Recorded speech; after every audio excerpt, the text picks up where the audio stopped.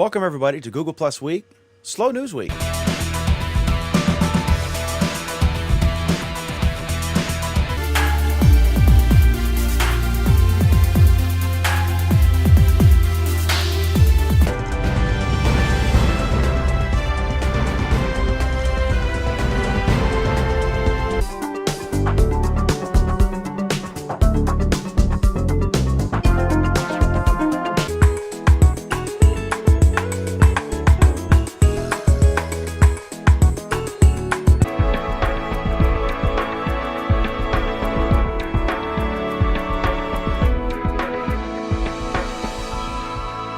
Hi, everybody. Welcome. I'm Dan McDermott. Good to have you with us. Let's introduce our panel here. We have on the far left, we have Sheila Dubois.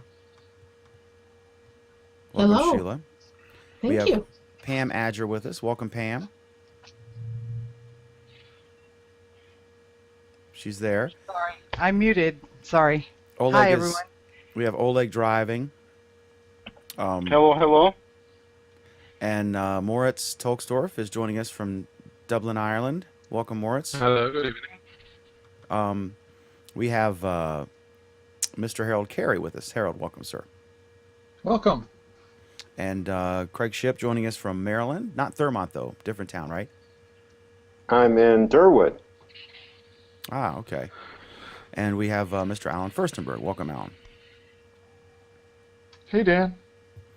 All right. You sound so sober tonight, like this is the last episode or something. I'm Walking Dead is how I feel, really. I figured, the waning days of Google Plus, we're going to talk about that stuff too. But first up is some sad news for us for this program. A good friend of, always been a good friend to me and to this program. We've had him on twice. And Vic Indotra, the Senior Vice President of Social at Google, and the head of Google Plus, the person who started it and ran it from day one, announced that he has resigned from Google. I guess it was effective immediately. And Google announced a replacement. So first, Alan, thoughts on this? We've met him and talked to him, and what are your thoughts? I'll be honest. I've not always been a fan of Vic. I've supported his good things. I've opposed the things that I've disagreed with. But when I read his announcement, quite literally, my mouth hung open. I was totally surprised by this. I think it's an interesting action on his part. When he came to Google 8 years ago from Microsoft, he quite literally created, major initiatives at Google. I/O, which is launching in 2 months for this year, it was his creation. He literally created it out of nothing. A lot of the developer relations programs stem from his work. There's a great deal of the mobile. He was literally one of the first people at Google to stand up and say, look, we need to pay attention to this iPhone thing, and we need to get products out for it and support it, because if we don't, someone else will. He was, so there was a lot of things that he did at Google which have placed Google where it is today, for better or for worse. He was the driving force behind Google Plus for the past 3 years or more. And you can agree or disagree with some of the decisions that he made, and I'll stand by my, things that I disagree with him on. But he was Google Plus's biggest advocate. And in that role, it's going to be interesting to see what happens. Any thoughts? I'm going to get some Moritz in a minute to get his thoughts on it, because he works at Google. But Craig Shipp, any thoughts on Vic leaving? Well, I'm just curious to see what this means, where Google Plus goes from here. Right?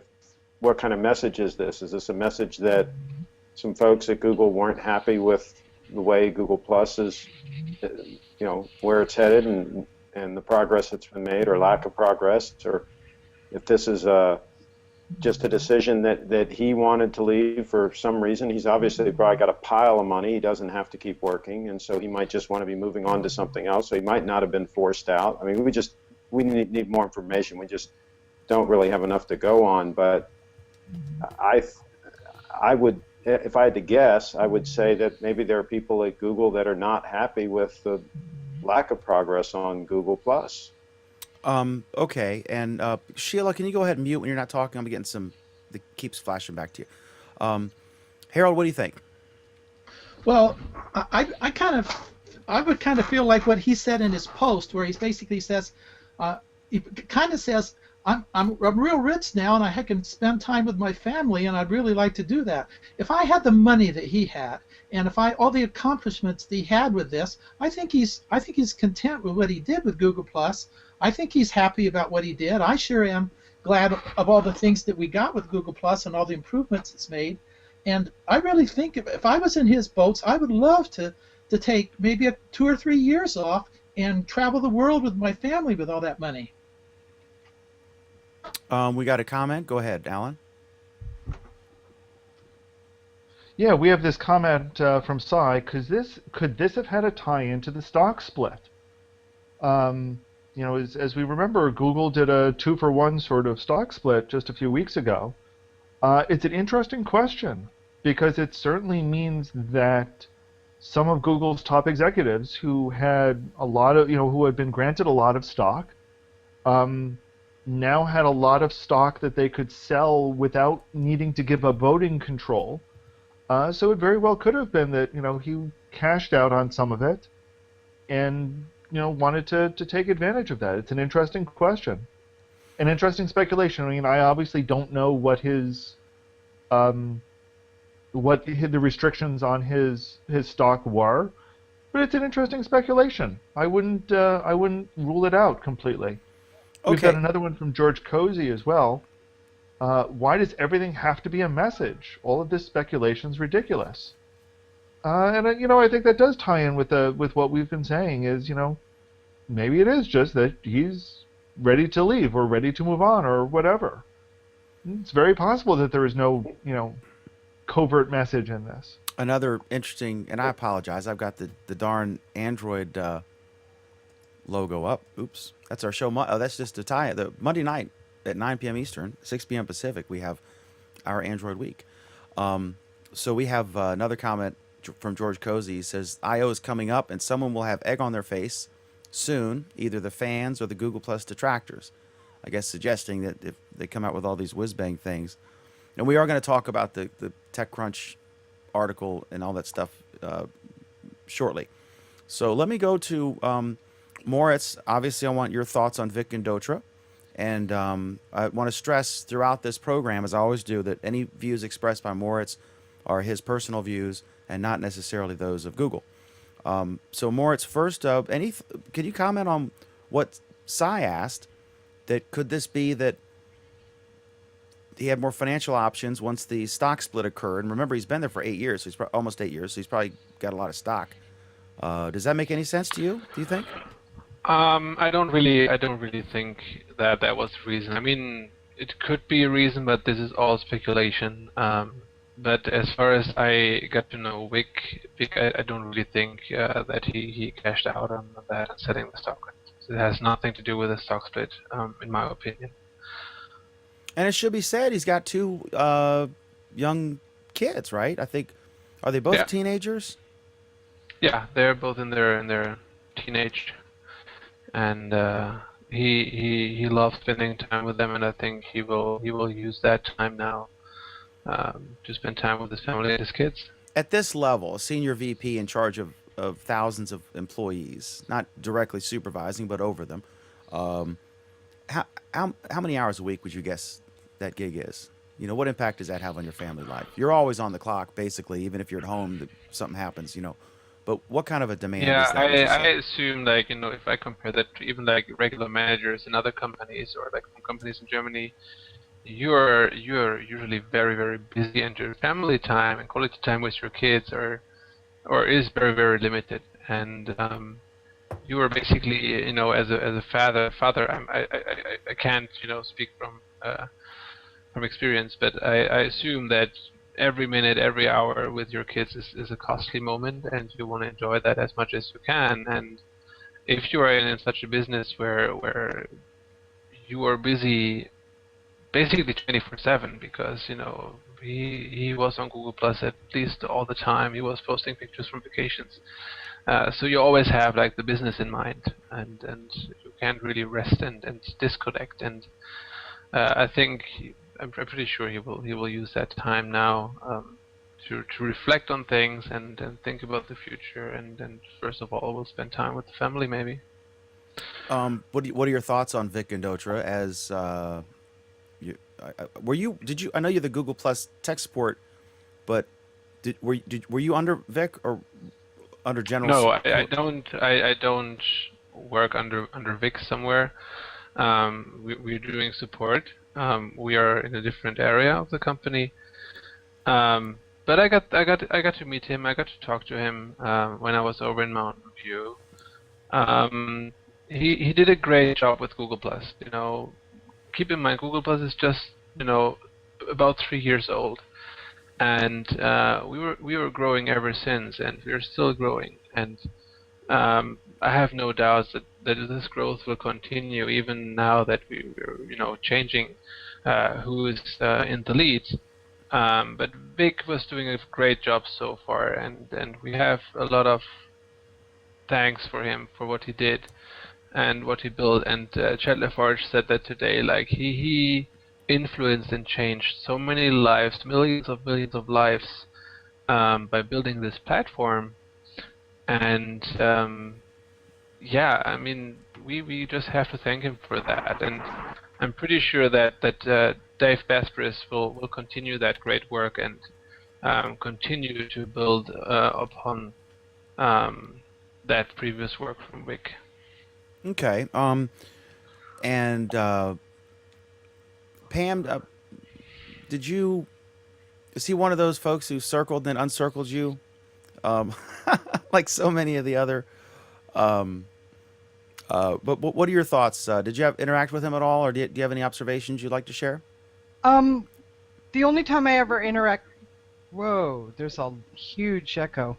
The only time I ever interacted with him was on posts where I would ask for help, or I would tag him specifically, or in the helper community or anything else, and he was always very gracious. And I interacted with him a couple of times on Dave Besbris's posts. They would comment back and forth. But no, I mean, I didn't have any personal interaction with him at all. He was always pleasant and responsive and gave the party line. I mean, that's his job, right? So I don't have any feelings either way about him resigning, really. Sheila, before we talk about the new guy, did you have any thoughts? No, I just wish him luck in whatever he chooses to do. If it wasn't for what they started, Vic and Larry and the whole crew, we wouldn't be here today. So I'm grateful for that. Okay. Kadeus, are you with us yet? Okay. Barely. I don't really have anything to say on this topic. I literally just joined in. Okay. All right, cool. So now, Alan, I have heard the new gentleman is a senior vice president of engineering. He's been with Google from the beginning. You could probably elaborate on his background a little bit more. His name is Dave Besbris. Am I pronouncing that correctly? Okay. I honestly don't know. Everyone I've spoken to refers to him as Bez. Okay, Bez. Yeah, it's just Bez, B-E-Z. So European of you, Moritz. Indeed. So anyway, I've heard a lot of people praising this choice. The only criticism I've heard anywhere was someone who said it's always a bad idea to take someone in engineering and move them in charge of product. So can you kind of address that and just what you've heard, your general thoughts? Alan? From what I've heard of him, and I don't know a lot, but everything I've heard has been incredibly complimentary about him. Yes, he's got an engineering background. He comes from, with the soul of a developer, but so did Vic, really, in some ways. He wasn't a developer, but he worked with developers very closely. I think Bez understands management and understands the needs of a manager, the role of a manager, and the role of a product lead. He's been a product lead before. He was, if I remember correctly, the product lead on Calendar, for example. So he knows tough systems. He knows systems that users use and have fairly high demands from. And he's responded to them in the past. So I don't know how he compares to other possible choices, but it sounds like he's a great choice for this because he can speak to engineers on their level and tell them when they're being idiots and when they need to design for people, and he can represent people who have real-world needs of Google Plus and the systems that it's integrating with. And do you think I that think some it's a good engineers choice. might respect his opinions more, knowing that he comes from that background? I do.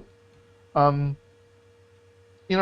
think it's clear that Google really needed. There are a lot of, we can point to a lot of examples on Google Plus where it's clear there's been a lack of leadership and a lack of coordination, and the system doesn't feel integrated and doesn't feel right. And I'm hopeful that Bez will provide that kind of leadership and guidance to the system. He seems like one of the people who can do so without, ruffling all the wrong feathers. I'm hopeful. I'm cautiously optimistic. Let's put it that way. And I have not been cautiously optimistic about Google Plus in a long time.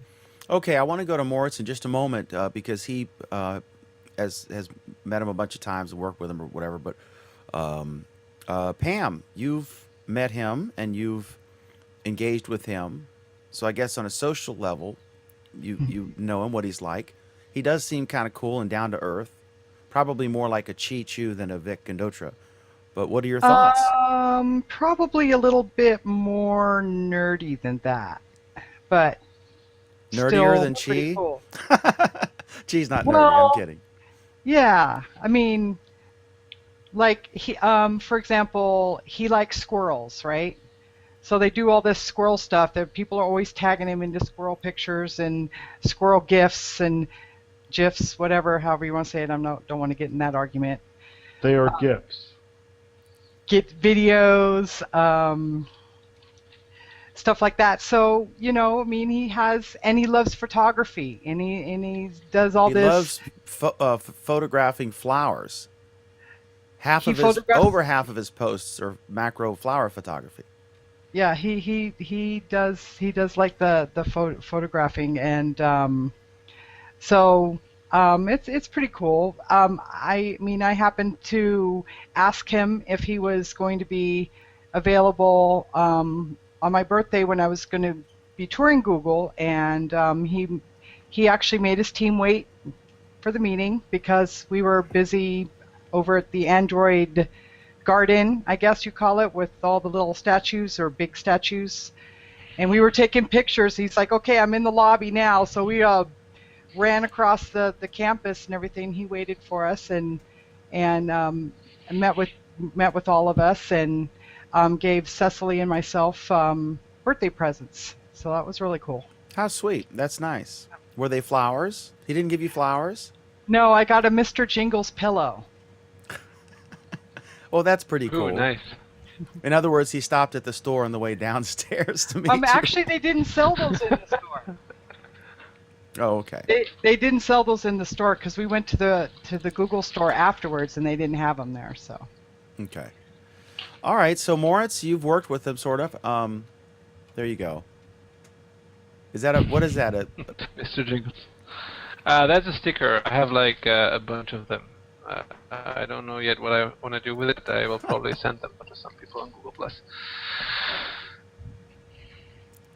So, what are your thoughts yeah, on Bess. this new guy? Bess is absolutely a cool guy.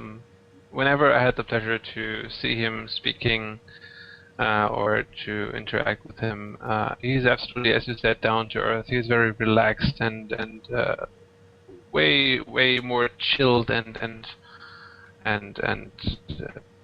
yeah, just a good guy. He's different, definitely, and this, I think, you can definitely tell that he has this like engineering background. You know, if you look like other engineers, they have like this geeky nerd factor, and he definitely has that. But he also knows like all the the business side of things, and he was with Google Plus since the beginning. He built it up together with Vic and Bradley Horowitz and the team. So he's a perfect to take over the lead now and continue what Vic started. Okay. Anybody else want to weigh in on this new person? I don't think any of us know him other than Pam Moritz and Alan. Well, I'm just wondering if he's going to have to comb his hair differently now that he's in a... No, I don't think he will do that. You can take an And I engineer. mean, people haven't really seen his being that active or engaging or present on Google Plus. He wasn't that much in the spotlight, but that will definitely change. He will be more responsive to posts and comments now that he's in charge, and will be as available as Vic was. Did you invite him to this hangout today? We've discussed with doing a Q&A later. Okay. But he's kind of, I think, overwhelmed. I don't know how think much notice he got of this.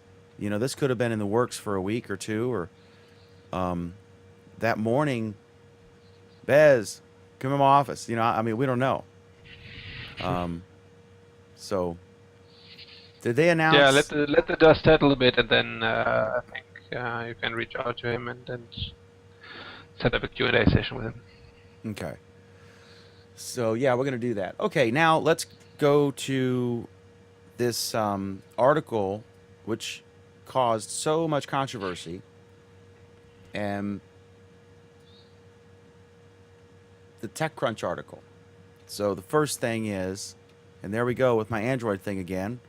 By the way, that's at 9 Eastern, 6 Pacific, the Android Week show. Let me click that off and put the Google Plus logo. Okay, so Is that every Monday at that time? it is every Monday. And so today, or yesterday, I guess it was, that Vic Condotra announced that he would be leaving the company. I found out, it's almost such a big shock that we're all going to be like, I remember how I found out. I found out Nate Swanner sent me a Hangout message on my phone. I was walking in the park. I had just seen a possum. Not that that's entirely relevant. But, so anyway, Vic Condotra's leaving. And then I'm just going to ask Alan, I'm going to go through these point by point. Number one, we're hearing from multiple sources that Google will no longer be considered a product, but a platform, essentially ending its competition with other social networks like Facebook and Twitter. Oh my God! TechCrunch, this is actually the best part of the entire story. This is going to be good. TechCrunch He's just getting wound up. learns that Google Plus is going to be a platform. Didn't, when they announced the frickin' thing, they said this is going to be the underlying platform that binds the glue, that binds all of the... So, Well, they called it a social layer, didn't they? Yeah. So Yeah. it took them 2 years to actually listen to what Vic Condotra But said. isn't a layer generally considered over the top of all the things, and a platform is underneath? No. That's splitting hairs here. Yeah. You're, And if they're not going to be like Facebook, then how do they figure they're going to get people to use this so-called layer or platform or whatever the heck they're calling it? Probably the initial thing was twofold, and correct me if I'm wrong, Alan. The first thing was we have all these, Google is a hodgepodge of all these different products, and a lot of them have different logins, and you have multiple identities, and it was a pain in the ass. and so they, different commenting systems like on YouTube and Google Plus. Now, those of us who like Google Plus love the new YouTube comment system. Those guys did not, but they're getting used to it now because I don't see the hate videos anymore, or they've just resigned to the fact that it's happened. But it's basically they wanted a common social thing, which they did. I mean, it's in Gmail, it's in YouTube, it's in the standalone product.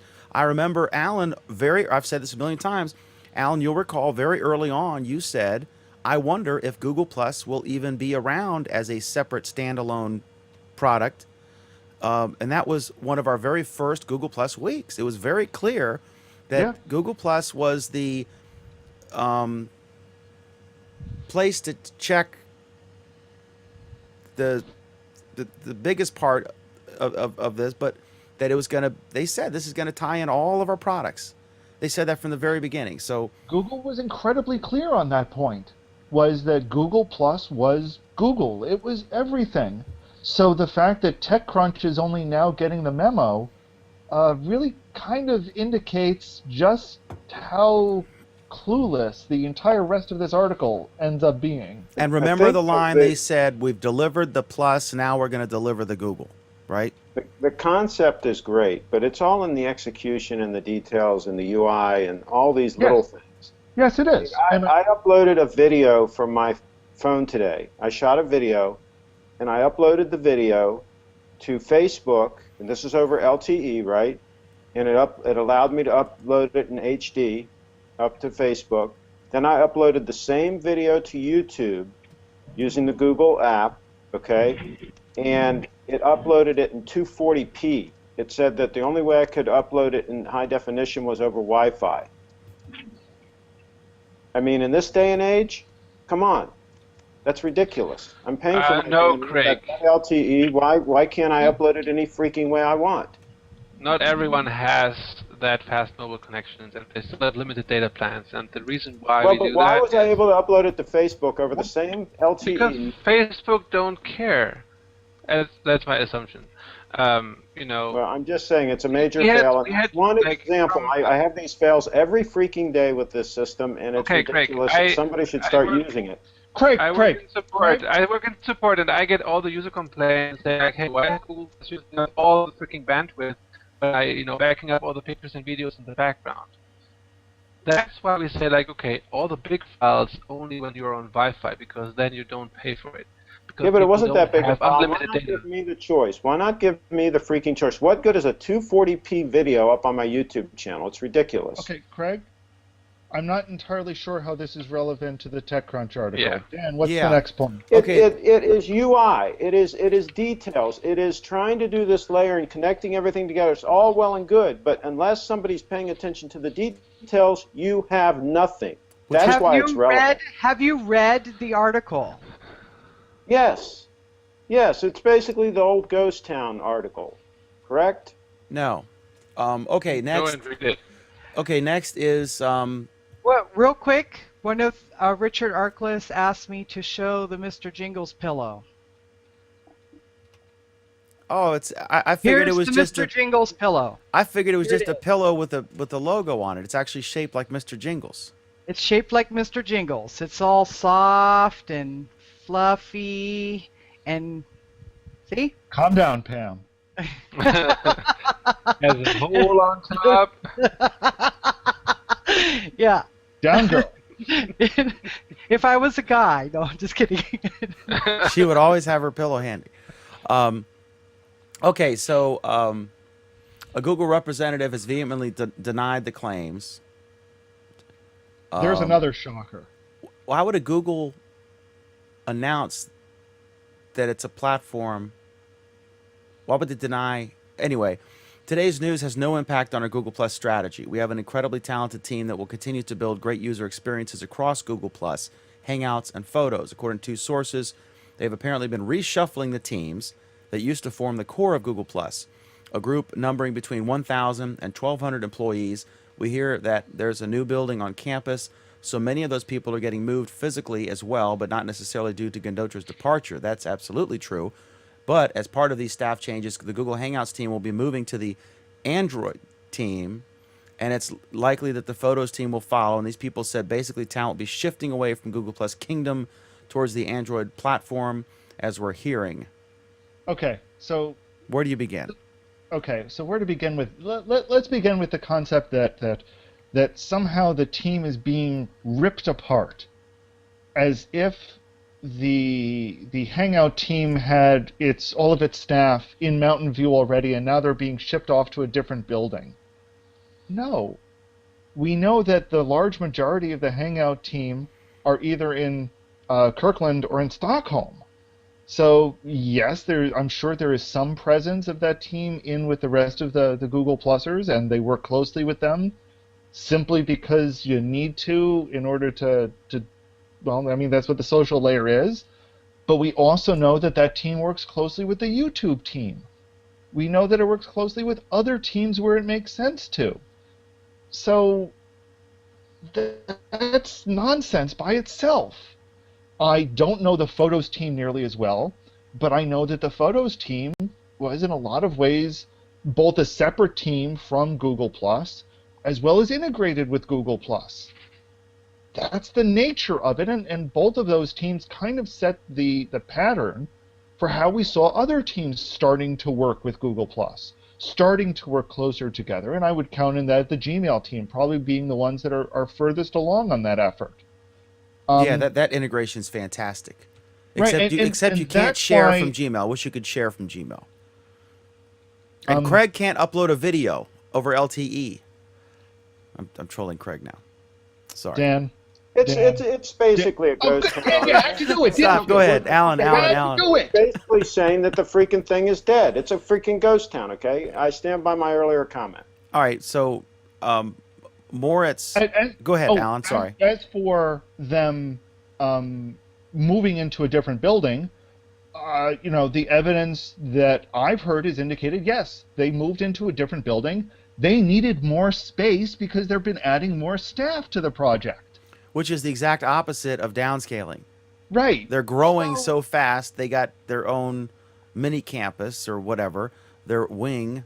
Moritz, can you talk about this at all? Again, these are Moritz's personal opinions. Not Yeah, sure. I can else's. talk about it a bit, and Alan got it right. I mean, we were talking about that before the show, so. But I totally agree on that. Like this article that TechCrunch put out there is very badly researched.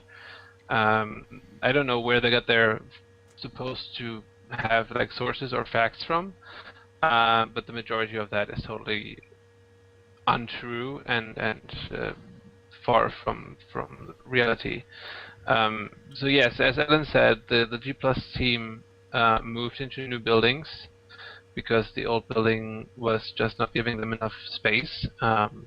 Because they're still expanding and they're planning to expand even more, and the new buildings have the ability to expand more and more. So there's plenty of space for them. I was there 2 weeks ago in those buildings with the team, and the new space looks great. If you have a chance and you're in Mountain View, make sure to visit the Google Plus team in the new buildings.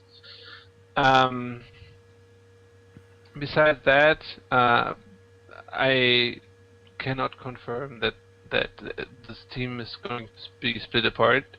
The team is going nowhere. They will just continue what they were doing before.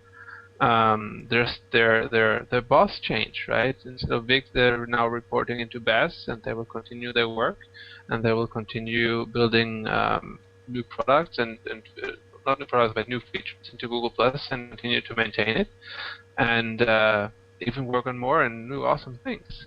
And I can assure that those things are coming. Just wait for Google I/O.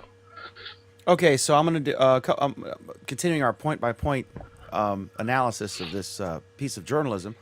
We've heard that Google has not yet decided what to do with the teams not going to Android, and that Google is not officially dead, more like walking dead. Quote, unattributed quote, when you fire the top dog and take away all resources, it is what it is. It will take copious amounts of work for it to unzombie, if that's even a possibility.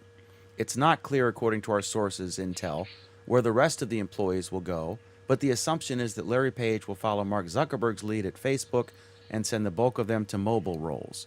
this is probably the most bullshit in the article. I would think. You know, this article Yeah. might be 100% correct, and you all might have to eat all your words. Perhaps. Yep, but I think no, it's more in likely 2.5 that it's years, I haven't had correct to yet. than I That think it's more probably don't likely. work for I think Google it's and more likely that it's correct than that it's incorrect, like you all are saying. Well, No, first of I- all, is there somewhere in any the middle. evidence that Vic was fired? This thing says he was fired. I think it's probably somewhere in the middle, but I think to discount all of this out of hand the way you all are doing and saying it's ridiculous journalism and all this, there could be a lot of truth in this. I hope Google Plus turns everything around, and I hope it becomes No, Craig, successful. But they here's the thing. certainly have not been successful by any measure. And to sit here and act like this article is coming out of left field and where's it coming from? My gosh, there's nobody on the freaking platform, people. Nobody is using it. It is a freaking joke on the internet. All right. So that's wrong. the fact. Google Plus is still growing fast, and it's actually No, growing nobody is faster here, than before. Morris. Nobody is here. No, Craig, Just because, Craig, but that's just pure Nobody impression. is But here. it's not reflecting reality. I'm sorry. And we had I'll to be discuss back. it. You guys So we just- don't have to revive the discussion, so just let's skip that one. here's what it boils I know down that to. is correct. The reason why I think this article is bullshit isn't because I am hopeful that Bez can turn it around. It isn't because I don't think there's a grain of truth in it. In underlying this that Google Plus needs work, because I've been saying for 2 years that it needs work. It's because the facts that they seem to be pulling out of left field don't align even vaguely with reality as I know it. And as I can see it, as I can sit here and look at it, that's why I'm saying it seems like total bullshit to me. My thing is this: there's no disputing, and we're not talking about that now. I really don't want to get too far off topic. No one is disputing that Facebook is dramatically more popular as a general, probably 10 or 20 to 1 over Google Plus, as far as a general where everyone is, sharing their cat pics and all that. More like crap. 500 to 1. Well, see, you're just being a troll now when you say a number like that, because that's No, not I'm accurate. Dan. I know a lot of people in real life, a lot of people, and none of them are on Google Plus except for you. I've met you in person, and you're That's on Google funny, Plus. Craig. I know a lot of people in real life, and I know a lot of them in Google Plus. Gee, does that mean that Well, I don't exist? Because But that's you what seems know, to be what the you hell know you're a saying, lot of Craig. Google. You know a lot of Google people. Of course, No, they're going to be I'm on not Google just Plus. talking I'm Google talking people. about average people, real I'm people talking in the average world. people too, Craig. That's my point. You are the one who don't necessarily have any sense of reality. You got You know your tiny little people. scope, You- and you you see know that this average applies to people. everyone. But I'm You- sorry, you know Craig, average it doesn't. people. You It's know also average not the people. least bit fucking relevant to this conversation. It might be relevant you know to the average next one, but it ain't people. relevant to this one. You know average people down the street, the plumber down the street, and he's on Google Yes, Plus. Craig. Craig, No, listen. I'm not buying that. I'm No, sorry, I but agree all with- due respect, I'm but not Listen. buying that. you're Not- ignorant not at as Oh all. my God! Listen, hold on, guys. Craig, I agree with you that I don't know if it's 10 or you say 500. I don't think either of us are right. But definitely, there's no question that of just normal people, the plumber, the bartender, the DJ, that they are more. But that's not what this article's about. What we're trying to do is everyone share this The article is about. certainly about that. That's everybody- exactly what the article's about. They're saying that it's the platform's dead. Is basically No, what that's not what they're they're saying. saying. They're saying that the people are being dismembered and that the platform's being dismembered. And that's And not that's all- accurate. Yeah. You're bullshit. And they just said it's The Walking Dead, for God's sakes. What part of dead did you not understand? I don't think you can. You read the article and then join us. It's right here. I've got the article right in front of But me. they're It's the saying- exact article I was they're talking saying- about earlier. It's okay, basically saying it's dead. It's They're a saying that ghost town. 1,200 It's saying people have been that because transferred it's out of. gutted of people in its technology, not because nobody's using it. Rats That's a are- completely are different eating the argument. chip is basically what they're saying. That's basically what they're saying. Rats But are that's eating not the what they're chip. specifically saying, and what we're talking about is the specifics in the article and things that people are thinking were true and are factually inaccurate.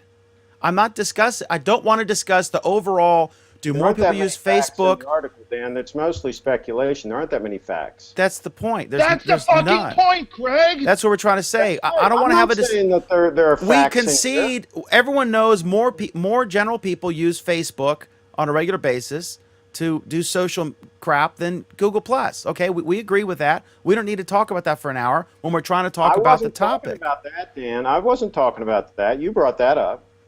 I was talking about the fact that there's a lot of details that need attention, and it'd be great if this new guy that's an engineer starts paying attention said, but to now all can we these get back to the details. topic we're trying to get through here and not talk about uploading YouTube videos and the UI?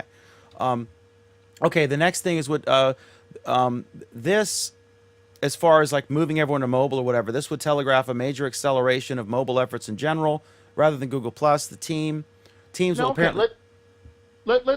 Let's hold on that one and talk about the mobile angle, because that actually, of anything in the article that I remember, that actually has an interesting grain of truth to it.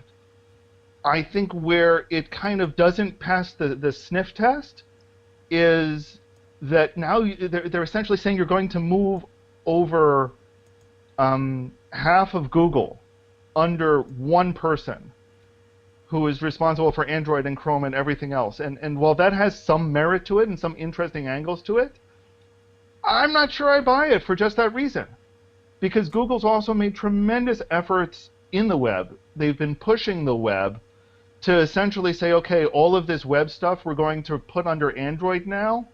And the iOS apps, the guys who make the iOS apps are going to be under Android guy? Oh, there are guys under iOS apps under Android right now anyway. I mean, there are what is it? Google Books, for example, has an iOS app, and they're located under Android. You know, there's some merit to that. But the guy, it's like saying, okay, so the guys who do maps are going to get moved under Android because there's a mobile version of Maps. I just don't buy it. I just don't. This Well, is the next. the other thing is the fact that they're moving to mobile doesn't mean that maybe they're still doing Google Plus and they're just doing mobile. I mean, it can all be the same ball of wax. So it doesn't necessarily mean.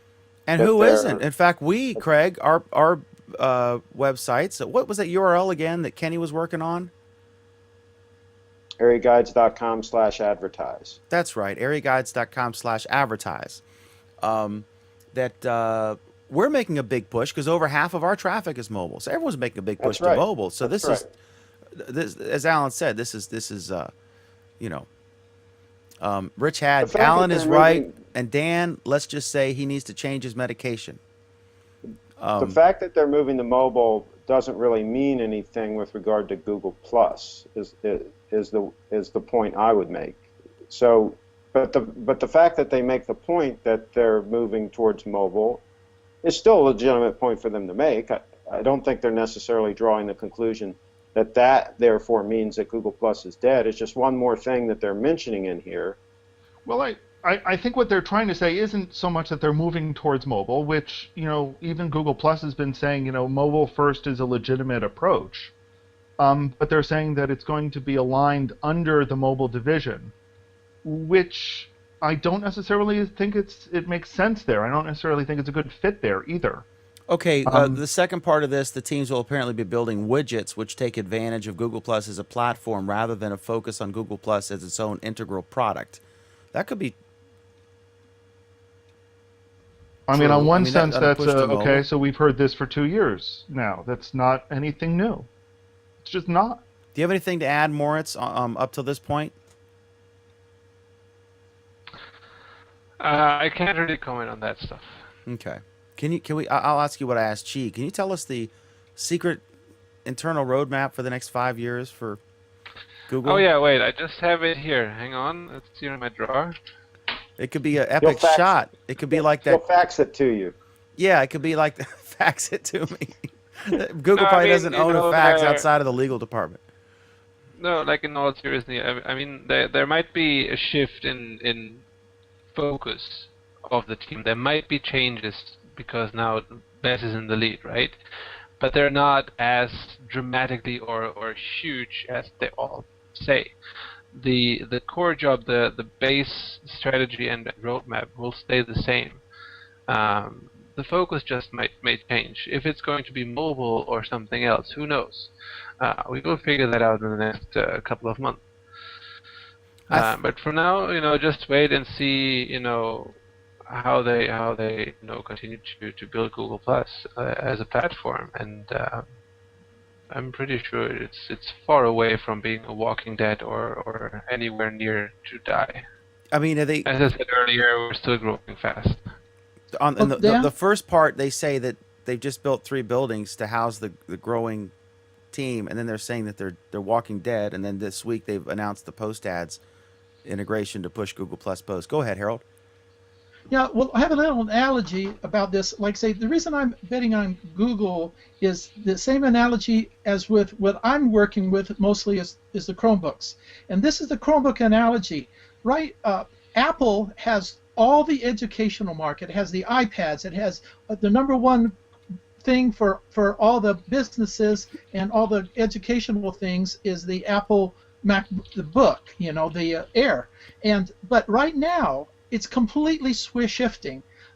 Every school that I've been dealing with, and I've been dealing with all the new schools, every single school is switching from iPads to Chromebooks. They're using the iPads for the first and second grade, but every one of them wants something with a keyboard, and it's only costs $200. And so if somebody would have told you years ago that Google would take over the educational market from Apple, they thought you'd be crazy. And that's my point, that people said the Chromebook's dead, and now look what's happening. Now that's Harold's situation, and of course, Harold, you're surrounded by, I wouldn't call it a well-to-do area. Is it a wealthy area or? No, what I'm saying, I'm talking about all the schools, because they're on a tight budget. Apple's products are 4 or 5 times more expensive. And the Chromebook has come out, and it's only $200. Now, but I'm saying the principle is the same with Google Plus. Google Plus right now is not number one, but I'm betting that it will overtake it. I'm just personally, but the way I know how Google works, I think it's going to overtake Facebook in a period of years, but it hasn't. So it's way off now, just like Apple was way ahead of the Chromebooks. That's the analogy I'm making. How many years did it take for Google.com to overtake Yahoo in search traffic? That's the best analogy I can think of. Yeah. Not that that's even, I mean, that could be gravy, but I don't necessarily think that was their goal, really. I think they wanted to they wanted a common identity, and they wanted to do something in social, because holy shit, look what's happened to Facebook. We got to do something. We're behind the curve. While Alan's thinking about that question I posed, let me read the next 3 things here. And these are all related. One big change for Google Plus is that there will no longer be a policy of required Google Plus integrations for Google products, something that has become de rigueur, I don't know if I pronounced that correctly, for most product updates.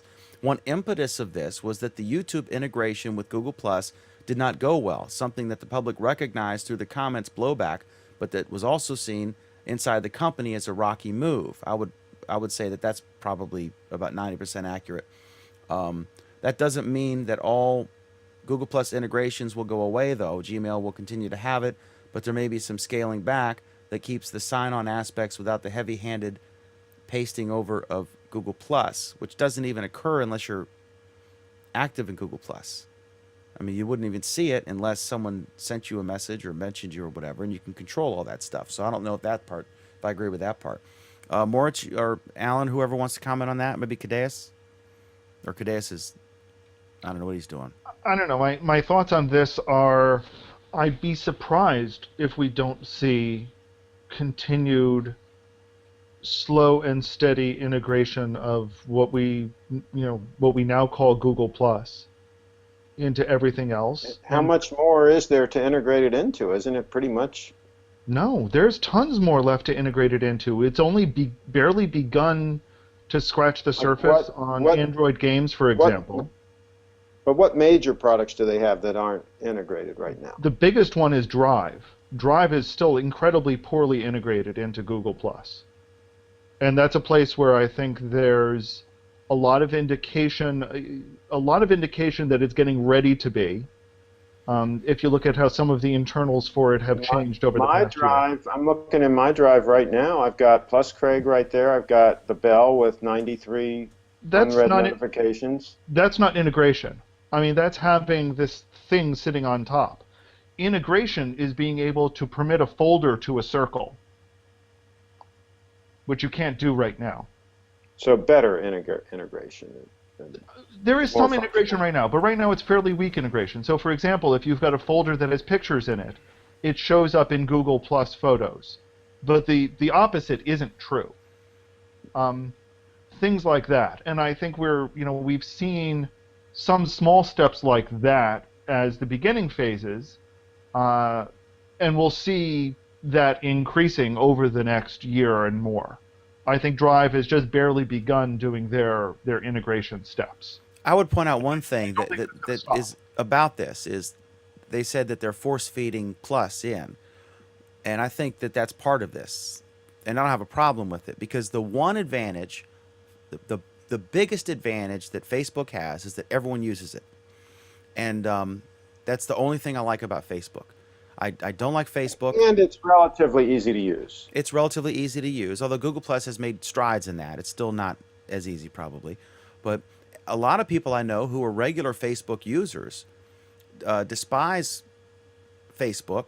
They despise the filtering, all the ads. They despise the, I missed from my friends. I never see my friends post, but I see some stupid nonsense from someone I don't care about because they control all that. You don't have any volume controls. And some of those things on Google Plus have been a response to Facebook, which doesn't give you that control as easily, if at all, but Google Plus does. But it's kludgy because these are complicated things that the average user can't figure out. So by literally forcing all the YouTube people, if they want to comment, to get to activate Google Plus, and as they do that with other services, almost everyone uses some Google service, right? So as they literally force that down people's throats, which I'm for because I want everyone on Google Plus, so I don't have to use Facebook, then they are going to expand the user base, and Google Plus is going to be the tortoise that overtakes the hare or comes close or whatever. But the problem is, though, they can force these people to sign up for a Google Plus account when they do whatever, right? But that doesn't mean that they're going to use it. I mean, I have a bunch of friends that have Google Plus accounts, right? But they don't do anything on Google Plus. They do everything on Facebook. But here's the thing, and here's the question that the TechCrunch article kind of overlooks, and I've seen a lot of others pay more attention to this angle. Okay, so they never do anything with what we call the Google Plus stream. So what? Google honestly doesn't care. The Google Plus stream is one component of a product, and if that's what everyone means by Google Plus is going away, that the stream changes in some way, I think they're missing the point of what Google Plus is and has always been. And that's the kicker here. That's why when everyone tries to do things like compare Google Plus to Facebook, I honestly don't think Google Plus was designed to go head-to-head against Facebook and Twitter. I think this one tiny component of it has some vague similarities to them. And that's what people seem to obsess about. But that's not Google Plus. And that's what people don't get. And we're going to talk... I'm totally out of focus. Sorry about that. Some could argue that's a good thing. We're going to talk about the Plus post ads later in the program. And I think that's going to be a big part of their integration and adoption, because you'll be able to watch a Hangout on Air on any website out there that has Google Ads. If the ad shows up, you'll be able to interact right there, but you got to activate your Google Plus thing to do so. And you're going to see celebrities doing that and pushing those things now that you can finally advertise that stuff. But Dan, to go back real quick to what Alan just said, if people used Google Plus in a similar way to the way that they use Facebook, in other words, let's say I get back from an event, I took some photos, I was at a party, birthday party or whatever, I took some photos, I post it on my Google Plus, I share it with my family and a couple of friends and the circles that I want to share it with, and then they all enjoy those photos and they tag them with names and they comment on them and they do just like they do on Facebook, right? Right. If people were using it in that fashion, then it could be very similar to Facebook. Agreed, and that's the big problem. That's what I was saying earlier. The single biggest problem Google Plus has is that everybody's using Facebook, and far fewer people are actively using plus.google.com. And here's where I kind of agree and kind of disagree, though, Craig. What if, instead of thinking of it in terms of a sharing a post angle, which is what we seem to think of, and which is the Facebook model of things, what if instead they post a bunch of, they post a series of videos to YouTube and tag them all in the same place and tag certain people in them? As far as they're concerned, they're not creating a post, they're just posting videos. That's a different angle, that's a different approach, and that's kind of what Facebook is hung up about. Facebook keeps insisting there's this post mentality, and Google Plus is saying, well, no, there doesn't have to be a post mentality. If you're sharing videos, that's equivalent, and we're now making it that's equivalent. A different kind of a post. It's still, you're posting a video, and still people can comment on it and, and share it and do things. But here's the thing, Craig. In the Facebook world, it isn't. You've got to create the video, and then you create a post for the video. And what I think Google is doing is saying, hey, you can just create the video, we'll create the post for you. You don't necessarily need to know that there's a post attached to it. Because if you never interact on the stream side of the world, you'll never see the post. You can interact with it just on the video side of the world. That's great. We want you to do that. Just like on the TechCrunch article, Alan, you can comment using Facebook commenting system, I think. Are they still using that? Right? So that person may not even really be an active Facebook user, like me, for example. I go there every few days to check stuff. But you can comment on that article, and you're using Facebook platform, even though you're not on Facebook proper. It's the same thing if you comment on a YouTube video. I think the place that I would next take that, Craig, and this is, I think, something you can associate with it a lot better, is what if they then said, okay, what if you could upload a collection of photos to YouTube, and it will turn it into a movie for you. Maybe it'll add background music for you. Dredged out of the and you interact with it from there. So what if you've now done that? Are you creating a Google Plus post? Are you creating a photo thing? What are you doing? And from Google's point of view, it doesn't matter. It's social, and that's the important part. And I think that's what Google gets. What Facebook if people are there to interact with it. And I hear what you're saying, but if I upload a video to YouTube, and if their system is so good that the people that I know that were in the video and so forth are automatically notified or whatever, of course to them that might seem creepy, right?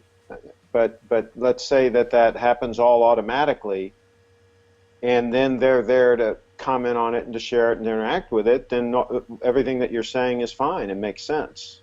Right, and I think that's kind of Google's approach to it.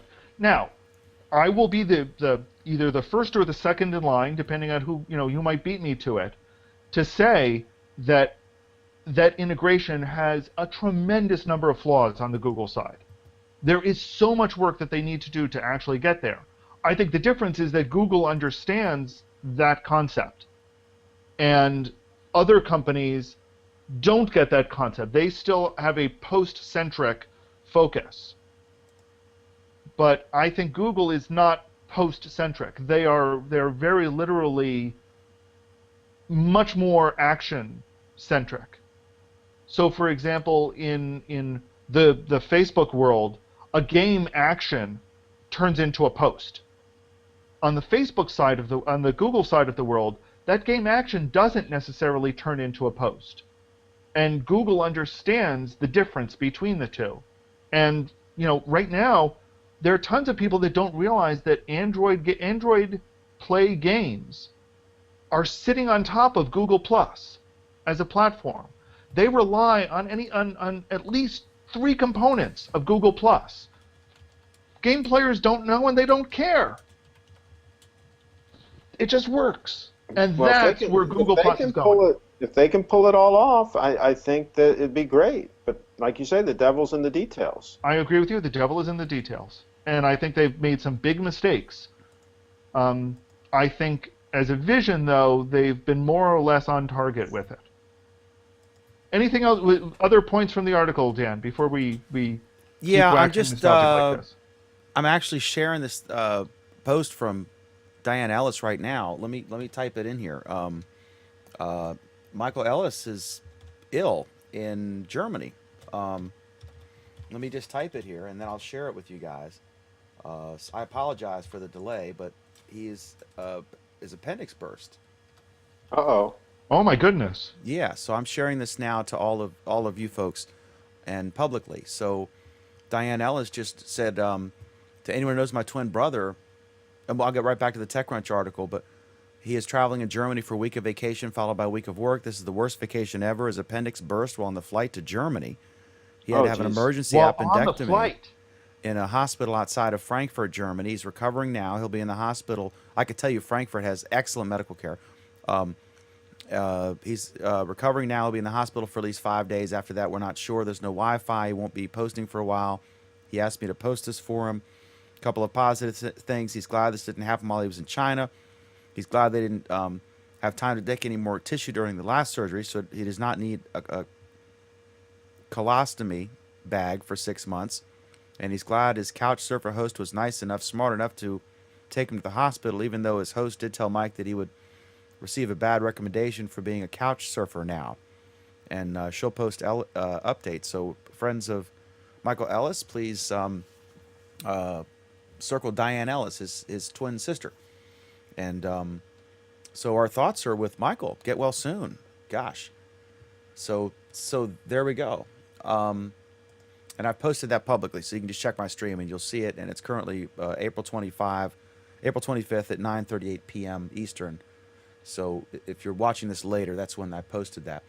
Okay, so I guess we'll get back to the TechCrunch story here.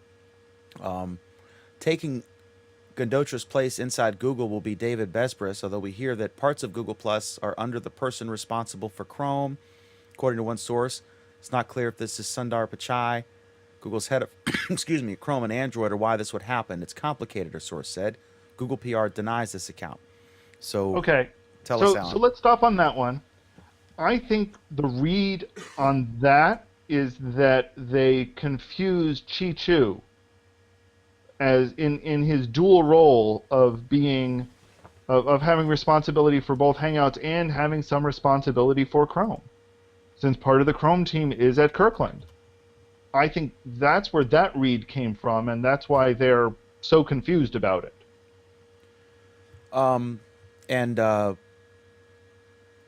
I have the intro that for Chi, I've got his bio information. I'll just read that real quick. Chi is involved in, obviously he's in charge of Hangouts and Hangouts on Air. He's involved in several other areas, including Chrome Remote Desktop, Chrome Sync, the Chrome side of Chromecast, and Chromebox for meetings. So I think they're just acknowledging that role and maybe attributing it as some sudden thing. And of course, Voice, I think, he said that on the show publicly, that the Voice team is getting ready to go under him and maybe even move to Kirkland, right? Something like that. So yeah, I think that's what that's about.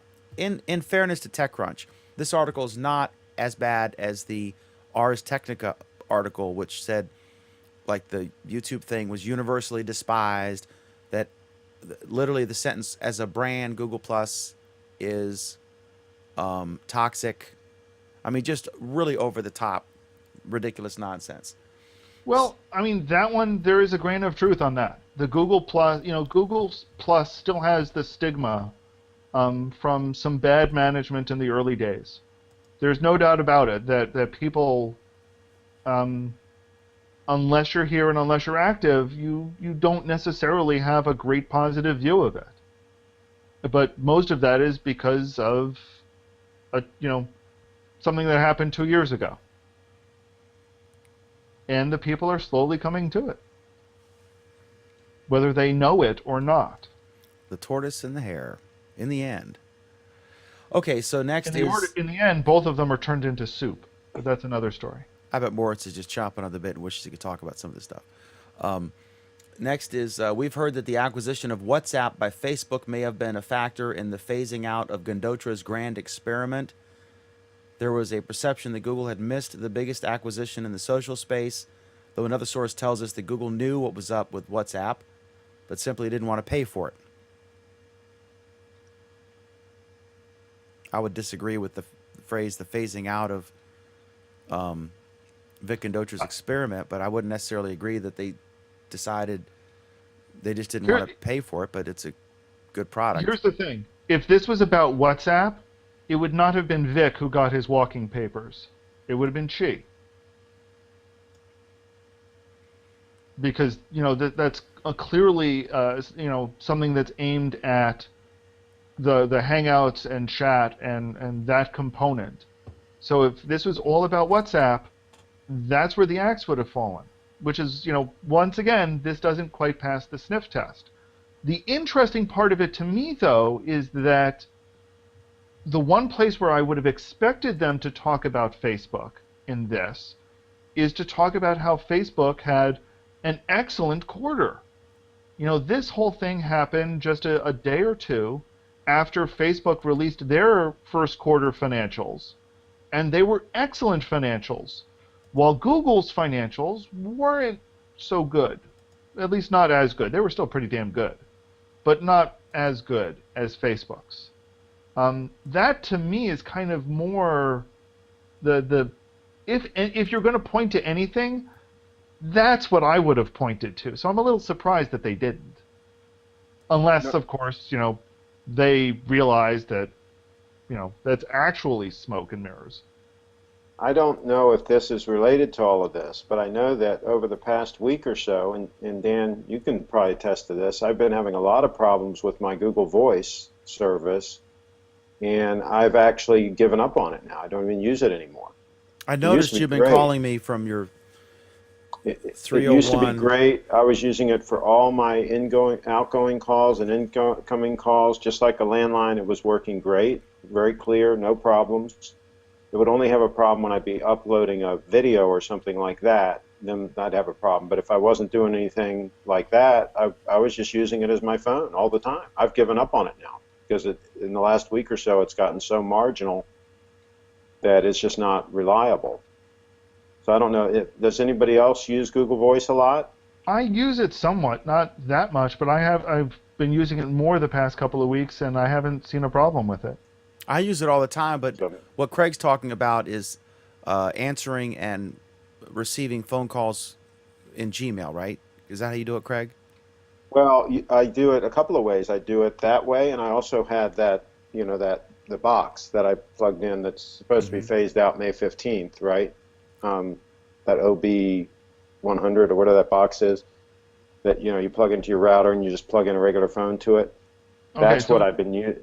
So it very well could be that the support for, the people who have been supporting that have been trying to do something to deal with the impending doom. It certainly could be. It's something, but in any event, I've basically given up on it now. I just use my cell phone.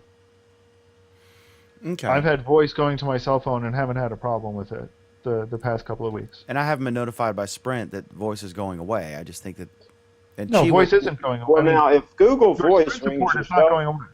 If Google Voice, Alan, rings your cell phone and then you answer your cell phone, you're not talking over Google Voice for the call. It's just connected it to your cell phone.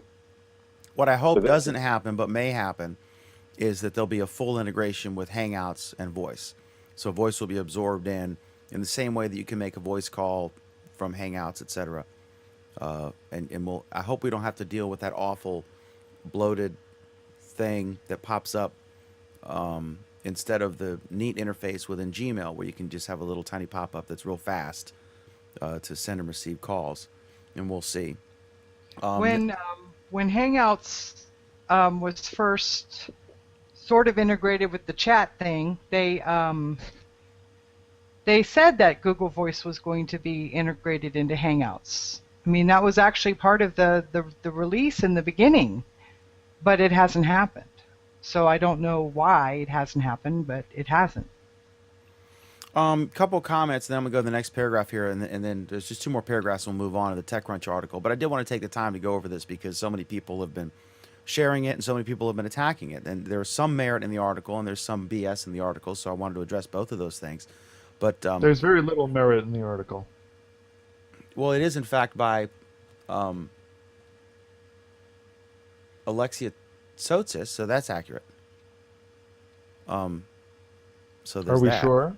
Time will tell how much merit is in the article. Indeed. But Andreas Dorfer says maybe Moritz can help with this. And there we go again. Live streaming is not possible in your country due to legal reasons. The show or its uploader seems to be on some kind of Google blacklist since other HOAs do at the same time. So I'll have to wait until it's over. Just to let you know, this is not a Hangout on Air. This is a video call merged into a YouTube live stream. But Moritz, is it behaving as it would? I'm not sure what country Andreas Dorfer's in, but what's the hack for that? So as I mentioned in other shows already, if you do a YouTube live broadcast, those are not available in Germany, whereas Hangouts on Air, using sort of the same technology but still different, are available in Germany. We have right now some issues where when you start a Hangout on Air from YouTube, that it also gets blocked in Germany, but we're trying to resolve that issue at the moment. But if it's real YouTube Live, if you use like third-party software to put it in between, like Open Broadcaster software and stuff like that, those live streams are unfortunately not available in Germany, and you have to use proxy services to get around that. Okay. This is not us saying like people in Germany or in other countries you don't deserve watching that. It's usually legal issues or local laws that prevent us from doing that. We usually try to have services that we offer available in most countries, or in all countries if possible. So Google doesn't hate Germans? No, absolutely not. Okay. Okay, good. Because they even hired one. Why would I be here? Like exactly, they hired one. I heard. Go ahead, Craig. I heard there's an article coming out next week saying that Google hates Germans. Something along those lines. Yeah, maybe TechCrunch is going to write about that. I think so. Alexa's getting her pen ready, sharpening her pencil. Next is Google Plus is and always has been about turning every... this article has a lot of merit, I think. Google Plus is and always has been about turning every Google user into a signed-in Google user, period. If true, these changes dovetail with that focus going forward, with Google Plus acting as a backbone rather than as a front-end service. That being said, there are a ton of really interesting things going on in Google Plus, like its efforts in imaging, having the Photos team integrate the technologies back in Google Plus Photos tightly into the Android camera product, for instance, could be a net win for Android users. There's some truth in there, Alan. Well, except for the fact that there was some truth in that 2 years ago. A year ago, when they bought, Nick Software.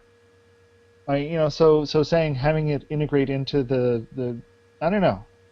Is there a grain of truth in that one? I guess.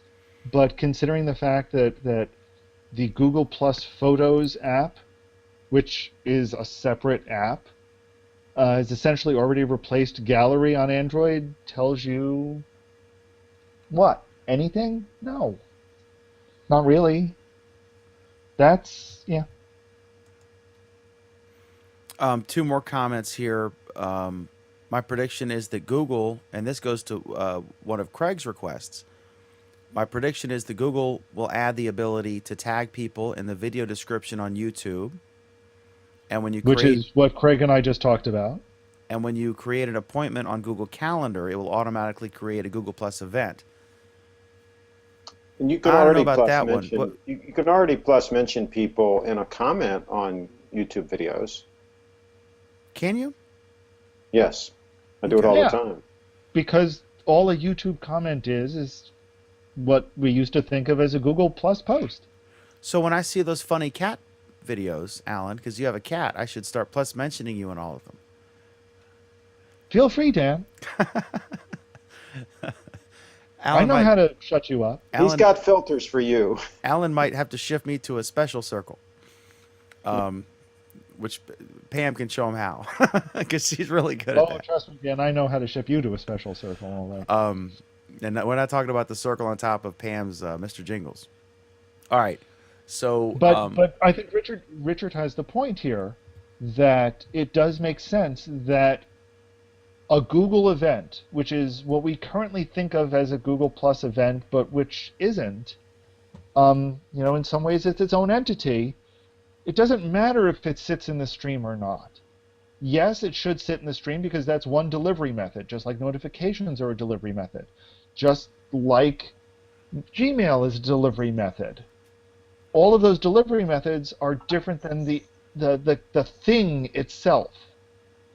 And having that thing be the responsibility of some other product team, I think is fine. Right now events came out of the Photos team. The Photos team? Having it show up in its own team with its own real support, with people that actually understand what it needs to do, I think will be a great change. And I think we'll see that not just in calendars. We'll see that across Google's product line. And we're seeing it bit by bit. And the top part there about Google had the ability to tag people in video descriptions on YouTube, that makes total sense. Now that they've forced anyone who wants to interact on YouTube to upgrade to Google Plus or to activate it, whatever you want to say, they're going to start giving the good stuff. They got pissed off about the comments, so now that they've forced them into it, they might as well give them all the cool stuff, like being able to plus mention. So if I mention Alan Furstenberg's in this video, then they'll be able to find Alan Furstenberg by hovering over your name. Here's where you're not thinking big enough. Okay? Remember, Google needs to content scan every single video that's uploaded, right? So while it's doing that content scan, does it make sense that it should automatically do face detection and auto tagging for you? Just like it does with Google Plus Photos? Sure. Absolutely. Absolutely. I think that is one of the things we're going to start seeing soon. Okay. Says the privacy advocate, Alan Furstenberg. I have that feature disabled. See? And then Cocker... No! Stop. So do I. That's important, and that's a critical understanding of why Google Plus as a social system is important. Because I don't actually have it disabled. I have circles that that I've said, hey, these people can tag me, I trust them. That's a trust system. That's a social system. And that's why Google is in a great position to keep building Google Plus as a social system. So that you don't have to change your settings on 15 different places. Right. Honestly, that's the thing that people don't get. Who cares about a social network? That honestly is crap. A social system is what Google has built. And more evidence that this was their initial intention was, remember all the hubbub when they took all of their various terms of service and made them a single terms of service for all of their products. They saw this was coming. And there's probably a lot of other stuff that they're thinking about and have been thinking about for 2.5 years that we just aren't aware of yet. That's all part of this master plan to take over Thurmont, Maryland. 2.5 years that they've been thinking about some of this. I swear to God, I'm going to take up a collection to hire people to go door to door and make everyone in Thurmont and Frederick, Maryland, sign up for Google Plus. So that I pretty much did that, and I brought a lot of people over to Google Plus, and they all left. We saw that in July. Every single one of those people that you're talking about, and I'm talking about, that are regulars on Facebook but aren't regulars here, they all signed up in July for an account, and they have a blue head for their profile picture. They have their name. They may have the town they're in. They have no posts, and they looked at it. They looked around, and nobody was on there that they knew, and they left, and they haven't been back since. Millions, right? Because you see a whole lot of people. Millions, but I can speak for a couple of hundred that I brought over. Tatiana was a loss. By the way, do we have any Lego fans in the audience? Oh, tell us about this. This is a really cool Lego truck. Legos are evidently real popular. And we've got a freaking house full of them here. It's insane. I think all kinds of things made of Legos. You know, you criticize me for being ADD, and you deny that you are. I seriously. Oh no, I am. I admitted that I was. I just told you I have it under control. What's the next item, Dan? The last thing here. In the long run, the issues with Google Plus didn't especially stem from the design of the product itself, but more from the way it interjected itself into your day-to-day Google experience like some unwelcome hairy spider. Perhaps these changes will scale back to the grating party crashing. One of Gundotra's final Google Plus posts was on my way to Coachella. My attitude is, you know what? It's a free service, and if you don't like it, you can not use YouTube or Google.com or Google Maps, and you can just stick your head in the Apple, whatever. What I find funniest about that particular comment is that even when they try to give Google Plus a compliment, they're wrong. This was a rush. In fairness, this was a rushed story, right? Design problems. Yes. This was a rushed story. Oh my God, we have to get the story up about Vic, and everyone else saying he's leaving. We got to figure out why. Like, call the two interns we know, and who are drunk, and get some quotes. Not for attribution, and we'll throw something up there and see what happens. It did its job. It got you to click on the link, right? And talk about it. I've read every word on the air, except in Germany. It did its job. I don't want to offend Germany with this TechCrunch nonsense. So I'm there are several sentences in the article that could potentially be accurate. So I'll give them that. Well, a stop clock is right twice a day, and he also. Again, time will tell. The general gist of the article could end up being true. The time will tell the story. But here's the thing. What would you say the general gist is?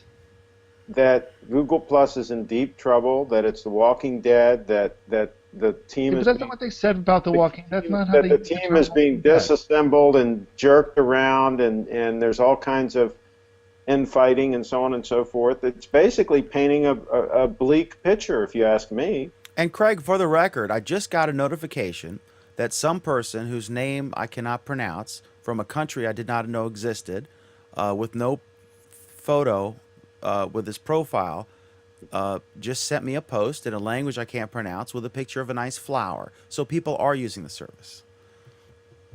There you go. There's absolutely. Proof. So there's that. Okay. And they're all in this Hangout, and the others that are using it are watching this Hangout. And thank you, Rajneesh, for your beautiful flower picture. All right. So there we go. Not only was it a ridiculous post, but we spent a long-ass time on it. TechCrunch is just, Okay, so Ars Technica, it's basically rehashing. Do we even need to... No, it's the same story. It's the same story. It's when TechCrunch or Recode or one of the guys who actually have reporters and find stuff out and break news, then all the other sites like Mashable and these other sites now, do it. I got to say something about Recode, right? Isn't their URL recode.net? I don't know. Is it right? Is that right? Why do you own recode.com? I heard somebody talking about it, and well, evidently somebody else does own .com. So this just shows how bright those people are, if that's true. Can you elaborate very briefly? Well, I mean, if they actually chose a name that they could only get as a .net and that somebody else has the .com, I mean, a lot of people are going to go to the .com instead of the .net. I mean, that's just not very smart. So if that's true, I haven't checked it, I haven't verified it, but I heard that was the case. So you're criticizing someone and you really don't know what the hell you're talking about. This is the first. I'm saying if it's true, I am qualifying it, but somebody could just type in the URL. It is .net. Let's see what recode.com is. There's a ton of sites that intentionally pick non.coms as their address. Yeah, but not a mainstream tech website with. I just said a ton of, like, I think Flickr did it. There was a famous bookmarking site that did it back in the day. The Yahoo bot. And it's just not very smart, Anthony. That's all. That's all I'm saying. It's a bonehead move. Define smart. I mean, the traffic still gets Smart to the would site. be doing something the right way, the way that makes sense, that's logical. That would be smart. Some Doing companies like to something be unique. 180 degrees wrong would be kind of stupid. And that's stupid. Okay, whatever. Okay, so there we go. Next is you want to briefly describe Jonathan's reaction, and then Moritz, you want to describe your reaction to the stuff we just did. I think Jonathan's reaction, briefly described, could be, quote, "This is bullshit," close quote. Literally, yeah, he even abbreviated it because he's not naughty, except on Pam's stream, I think. But yeah, so anyone heard of any other reaction from him? And then Moritz, why don't you describe what you posted? But if you could translate it to English for us, since the Germans can't watch us, apparently there's no point in reading the German post. Yeah, that's true. I mean, yeah, if no one else has any comments or saw any comments, I can talk about that. So, I mean, that Vic is leaving yesterday, like everyone else. And I went to bed, and this morning I was in the UK for a business trip, and I checked my Google Plus stream this morning, and it was full of like posts and articles from German newspapers and magazines around this topic, all copying basically from TechCrunch without any further research. And I had a lot of concerned users asking me as well, like, you know, what does it mean for Google Plus and so on and so forth. So I started to replying in some comments, you know, saying that they should not rely on those articles or like some hearsay stuff. They should, you know, question those supposed to be facts and things like that. And I tried to, you know, clear up some facts and speculations in comments. And at one point, when you said, like, you know, hey, why are you not writing up in a, you know, a post about that so we can all reshare that? I said, yeah, well, that's a fair point. So that's why I started, you know, to write this article, and that was the main reason why I did it in German. The translation works sort of well. There are some grammatical mistakes in there, but you get the general hence of it. So, and what basically I did is that, you know, I started the same way as Vic started his post, and then in German said, you know, and then there were a lot of, you know, rumors and headlines, and said, like, you know, basically Vic, you know, leaves Google. That's true, but the media is speculating and having or writing about a lot of rumors. And I said that Dave is, you know, taken over the helm for Google Plus, and will continue Vic's good work, and that the team will stay as it is, and that basically the hard part is now over, and now the fun part begins, where we can play with Google Plus, we can experiment and, you know, use all the resources we have to get the best out of it. And said that all the speculations around the restructuring or deprioritizing of Google Plus are nonsense and can be ignored, and that Google Plus is and will be a major part of Google and our strategy, and will get our full attention, and we won't back off of that. And people kept asking me around, like, this number of 1,000, 1,200 employees moving somewhere else, and I denied that as well, saying, like, the team will stay as it is, and as we discussed earlier, they just moved into new buildings to build up even more on this team and expand. Moritz, before you continue, is You're Google, out of focus, Dan, but no worries. only on your end. The viewers, sadly, I'm in focus, clearly. Is Google Plus, when you think about you can answer this separately as thinking of it in terms of the platform that binds versus the standalone product. Is Google Plus a toddler or a tween or a teenager or a young adult at this point in its development? And what does that say about why why Vic left now, assuming it was voluntary? That's a good question. I would say we're, maybe at a teen level. You just get, maybe get your high school behind you and you're moving over to college, somewhere around that period, maybe.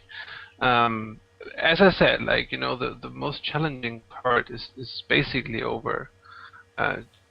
People on Google Plus, and I know Craig is, saying everything he has against that, but I don't care because we have this argument every single week. We have the growth, and we got this momentum going, and from now it's just continuing this path and building upon that. So I think it's like somewhere in the teenage area. I mean, we still have a long way to go, and we still have a lot of features to build out, and as Ellen pointed out, we still haven't got everything right, and we want to fix that and make it better, and around integration with other products and things like that. So that's definitely something we're going to work on and focus on over the next few months. I'd be very curious what your answer to that question is, Alan. What your thoughts are, and anyone else who wants to chime in after that. On what exactly? Oh, about what stage of Google Plus age? Yeah. What stage of development? I would say that Google Plus is it's very much a toddler, in the sense that it's still very young. It's still trying to understand the world around it. It's still reaching out to the world around it. It's got some shaky legs that it's walking on, but it's definitely walking. Sometimes walking too fast. I think, to put things in perspective, though, we also have to understand that Facebook is also probably still a toddler in a lot of ways. All of the social networks are still very much in the toddler stage. The web itself, excuse me, the web itself is, I'd say, closer to adolescence. In the sense that it's grown, it's got a little more refinement to it, but it's still incredibly crude. Lashes out against its founders at some of the most inappropriate times quite often. The internet is really only a young adult in the sense of things. In all of it, I think it's easy for those of us in it right now to say, oh, I can't imagine how social networking can get any better than it is right now.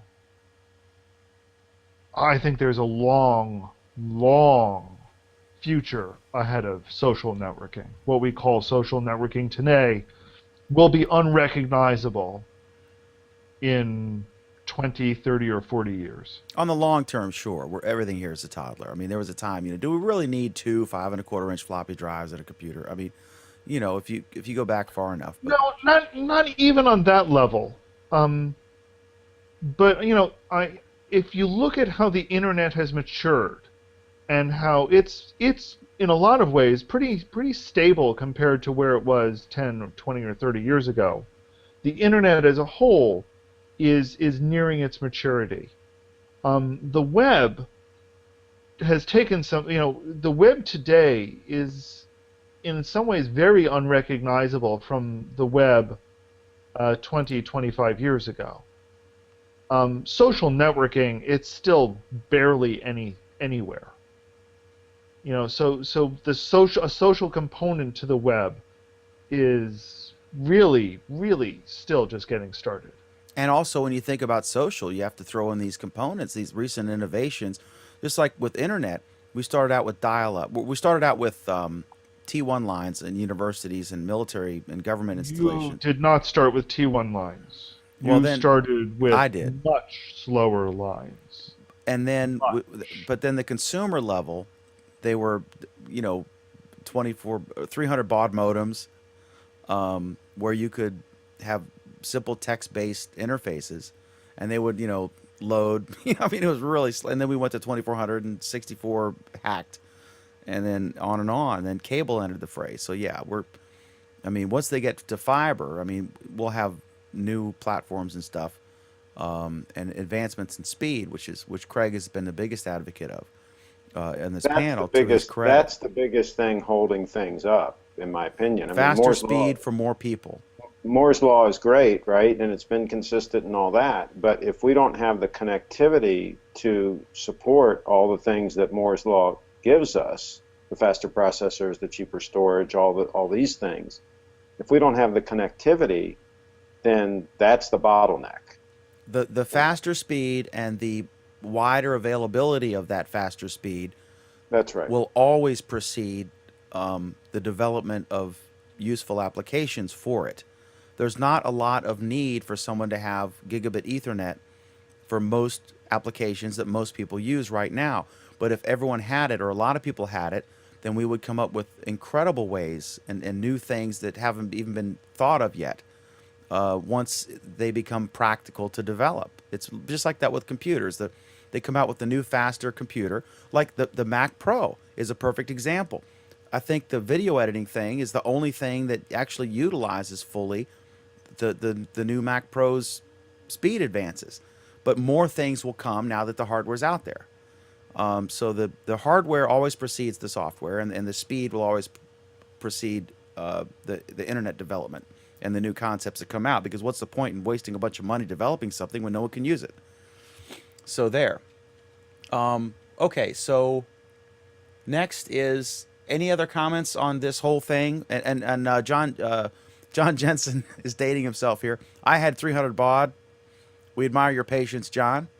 Charles Cortez says, did you read Amanda Blaine's post about this TechCrunch lame excuse for an article? I did not fully read it. Amanda's a friend. She's been on the show a few times, or at least once. I don't know how many times. But she's awesome, and I recommend it, and I will add it to our links because it should be read. I read it, and I commented on it. Did you get trolled afterward? She was using the ghost town angle. That's why I pulled the ghost town into it. The comment I made was very simple. She was, of course, making the argument that this is all untrue and that Google Plus is all that and a bag of chips and everybody's here and so on and so forth. And the comment I made was that nobody that I know in real life uses Google Plus. That I do know a lot of people on Google Plus that I've met on Google Plus, but nobody I know in real life uses it. And Craig and I do know each other in real life, but we only met through Google Plus, so that I really don't count. As far as like his childhood friends, or colleagues at work, I don't count. So there we go. All right. I think the follow-up is there have been a lot of other articles on, broadly speaking, on this subject, and a couple of them have started venturing into what happens in a post-Google Plus world. And I'll be honest, I think they're kind of, and some of them are from smart people that I respect, like Danny Sullivan. I think they are, in some cases deliberately, misrepresenting what Google Plus is. A post-Google Plus world is the same thing as a Google Plus world. Google Plus is, it's a layer through all of Google. And I realized, Craig, you actually did make an interesting point. Isn't a platform underneath and a layer on top? In computing terms, no. A layer just represents a something that cuts across everything. So it could be anywhere. Right. So you do build on top of layers in a technical. But generally speaking, a layer wouldn't be on the bottom, right? It wouldn't be the platform. No, the layer is on the bottom. It's like a swamp that no one goes in, Craig. At least that's. If you look, for example, at diagrams illustrating how the internet protocol works, or how iOS looks or how Android looks, you're going to see this bar at the bottom of the chart. That's a layer, and people refer to it as a layer. So a layer would be something that, if I can get a close-up here, that this Lego motorcycle would run on. It would run on a layer, correct? Yes. Okay. Okay. We're gonna rush some Adderall out to Craig. Okay, so all right. Next up is this Plus Post ads. We announced this, or we talked about this in the last show, and I mentioned it Monday on Android Week, I think. But what I wanted to mention was there are a couple things. A lot of the stories, we discussed this, and then I verified it because I tried to do one and I was able to. We discussed a lot of the initial stories when they talked about Plus Post ads was you had to be a page and it had to have 1,000 followers. That's not accurate. You can do it from your personal profile. We verified that. So anybody whose personal profile has 1,000 or more followers, which is everyone in this panel, and most users, frankly, because you get so many crazy spammers adding you, and our international friends, etc. And so, if you're on here for a few weeks, you'll have 1,000 followers. Especially if you start commenting on relevant posts and intelligently, etc. It's not a big hurdle. It's much harder to get 1,000 YouTube followers than Google Plus followers. So that said, you can now put ads on the Google-wide network. You cannot advertise on Google Plus, but you can do the reverse. You can take your Google Plus post.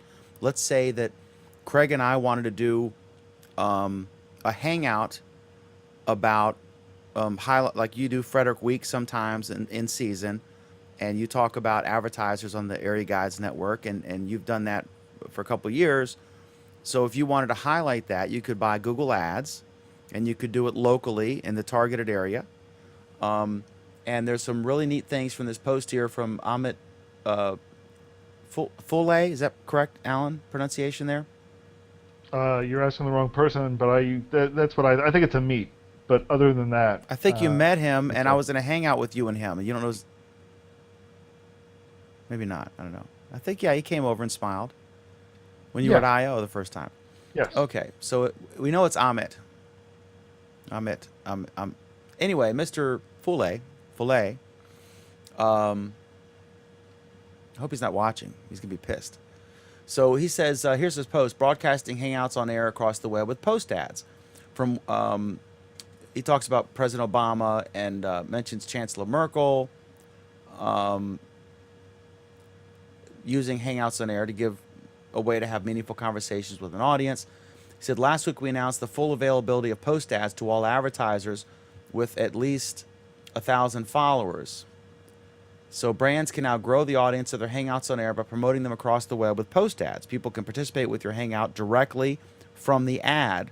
So you could be on a website that runs Google Ads, and they would pop up, if you meet the criteria that was set up in the ad, and then they can actually watch the thing in the ad, watch the video. They can, and if you are starting, if it's before the thing runs, you can, with an HOA, you can put a teaser video up saying, coming up Friday, we're going to discuss with an NFL player what he thinks about all the injuries and the discussion about that of late, and whether kids should play football. Is it safe? Just as a wild example, you could do a teaser saying that, and then when you start and it goes live, those ads convert to the live player, and there's a little thing that says live. So he says they announced they can grow the audience, promoting them. People can participate with the Hangout directly from the ad by engaging in a Q&A, if you use a Q&A app, leaving a comment or sharing the broadcast. And then he has 3 photos in the post here. So before the Hangout, you have your teaser, and that'll show up. And then people can RSVP for the event and receive a reminder to watch it live, all without leaving the page they're on. And next is the During the live broadcast, you'll see this live button on top, which will draw attention to it. So anytime you see something that's going on live, if it pops up in your, when you're browsing whatever site, I mean, you could be buying women's clothes or kids sporting gear or reading the news, and this could pop up. And then the third picture here is using the ASOS or ASOS Nike example. After it ends, users can watch footage from the event in the Lightbox ad. Promoting the video recording via post ads lets you drive video views and promote your content to relevant audiences. And then I see a view counter here that says 121,000 views. And I see that it appears that that's in the ad, which is interesting because they historically have not shown Hangout on Air viewers live, right? Like we get 20 to 30, like we have 28 right now. And then we get a couple thousand afterward, but they typically, that's hidden in a Hangout on Air, whereas it's not hidden in a YouTube live stream. So what do you folks think about this? I think this is going to drive, and you guys are all laughing, so I'm sure someone's trolling someone in the comments, or in the private chat. So I have to check we're just that trying out. to keep each other awake while waiting for you to intro this story. See, I don't take Adderall. Perhaps I should reconsider that, or Ritalin or whatever the hell it is. So, okay, I think this is going to, just like YouTube caused a bunch of people to upgrade or activate Google Plus. I think this is huge. What do you guys think? It's not. There's two issues here. One, it's cool you can promote a Hangout on Air, so we're going to see more of that. Two, it's going to expose more people to the Hangouts on Air. Three, it's going to cause more people, if they want to engage, they've got to activate the Google Plus thing. What do you guys think? Well, gee, I guess I better say something then. You don't all of you all speak at once now. Yeah. I don't know. I mean, I think this is a good thing for a lot of reasons. I think it's a clever approach. We had a number of comments earlier about people speculating that one of the things that's going to be changing is ads coming to Google Plus. And I think they're kind of turning this around and saying, well, ads don't necessarily need to come here, but we can have these things that look like posts, that look different, that people may be attracted to in various ways, and those will be ads. And those can include live video. There are some interesting, powerful aspects to that, and I think it's a pretty daring move to try it out. I don't know. You're the big advertiser among us, Craig. What do you think? Well, Dan and I talked about this, and I'm still a little bit confused about how it all works. From what I understand, we can promote an actual video. It doesn't have to be a Hangout on Air. We can put a video up, and we can promote or advertise that, and I'm confused as to exactly how all this works, because we talked about websites in our area that have Google AdWords, that have Google Ads on their websites, and that basically we can run targeted ads to certain areas. And Okay, can you so explain to yeah, me again how this exactly will work? What exactly will appear on those websites, and then how do people interact with it, and how do they end yes. up on Google Plus? My commenting? Okay, My understanding, and I have not played with this extensively, so to be perfectly honest, is that essentially what you're doing is you are paying to put your post, a Google Plus post, on somebody else's website. But In the this same is way that you different. can- This is how an does it advancement of appear? that. Hang on one sec. Let me explain. You can take any Google Plus post. It could have a video, photo, or just text, and you can now with post ads, you can put that on the Plus post with that product. You can put it on the Google Ads platform. What they've done to enhance that specifically for Hangouts on Air, and then I want to have Moritz chime in before Craig continues to tell me if I'm right here, if he knows. But with a Hangout on Air, you have special features that you don't have with YouTube Live or with just posting a YouTube video. With a Hangout on Air event that you create, which is, of course, a Google Plus post, you create Hangout on Air, and you can put that teaser video in there ahead of time, like a week, 2 weeks ahead of time. We're going to interview the Dalai Lama on this date. Send us your questions. Please tweet us or Facebook us as well, et cetera, et cetera, et cetera. You can, it's automated. So you run the ad. I assume there's an approval process, like with any ad, and then they think you're legit. And that's where Alan's point's interesting, that this is kind of risky for them, because what if you said you're going to do a Christian bake sale how-to video, and then it turns out to be porn, and it's on all these news sites, and then they get pushback. So there's that risk. But it'll be interesting to see how quickly they can react to complaints when that sort of thing happens. And we know that spammers will abuse this. But so the ads are running, people can click to be notified, just like you can say, yeah, I'm going to go to this event if you're logged into Google Plus, right? They can comment on it if you're logged into Google Plus. They can watch the teaser video in that placeholder, and then when it's live, a live indicator pops up, and then they can watch it live, and then afterward, the former thing runs. I understand all of this, Dan, but how does it appear on that website? If you look at I shared with the viewers. Okay, I shared with the viewers. If you look at the link, there's actually 3 photos, a 3-photo set there that shows you an actual example of this in action. Moritz, do you want to talk to this? Because I don't know how much you've been involved in this, or if you've seen this or been playing with it at all. Not involved at all. I saw the post. I haven't played with it, but you described it quite accurate. So it's basically, using our existing Hangouts on Air events, and you can just now embed them with the post ads that we were already covering last week, and I tried it live, and you can now just use that and promote. Like, you have an event, you create that, and then you go to your AdWords panel, create the campaign for that event, add the post, and then you can spread the word through the 90% rest of the internet. Okay, so let's say there's a local website that has Google AdWords or whatever, and they have a banner ad across the top that is a Google banner ad. And yes, if that site matches your criteria that you defined in your campaign, then there is a chance that your Hangout on Air event post will show up there as an ad. Okay, so would I need to make up a banner ad that size? No, you don't have to make anything. We do that automatically for you. It does it can do cropping of the image that was associated with the post to fit a banner ad style. We take the content from your post, and then we have different layouts from this, like a sidebar or the top banner or another one. I can't remember, but you have like 3 or 4 different layouts you can choose from. If I wanted to, could I provide a banner ad so that it wouldn't be cropped in a funny place or whatever? No, we just take your post and show it in like a minified version, and when you hover over it, it expands into the full-size post, so you can interact and engage on the ad. Basically, you can share it, comment in the ad. I guess we'll just have to experiment with it and see what it looks like. Yeah, you could certainly create a traditional Google banner ad that would redirect to that post or whatever.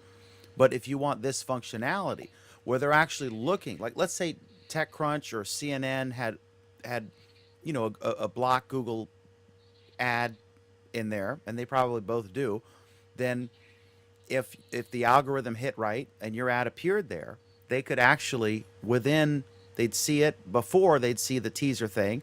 As soon as you go live, it automatically switches immediately to the live button, and this is live, and then afterward it switches to the archive.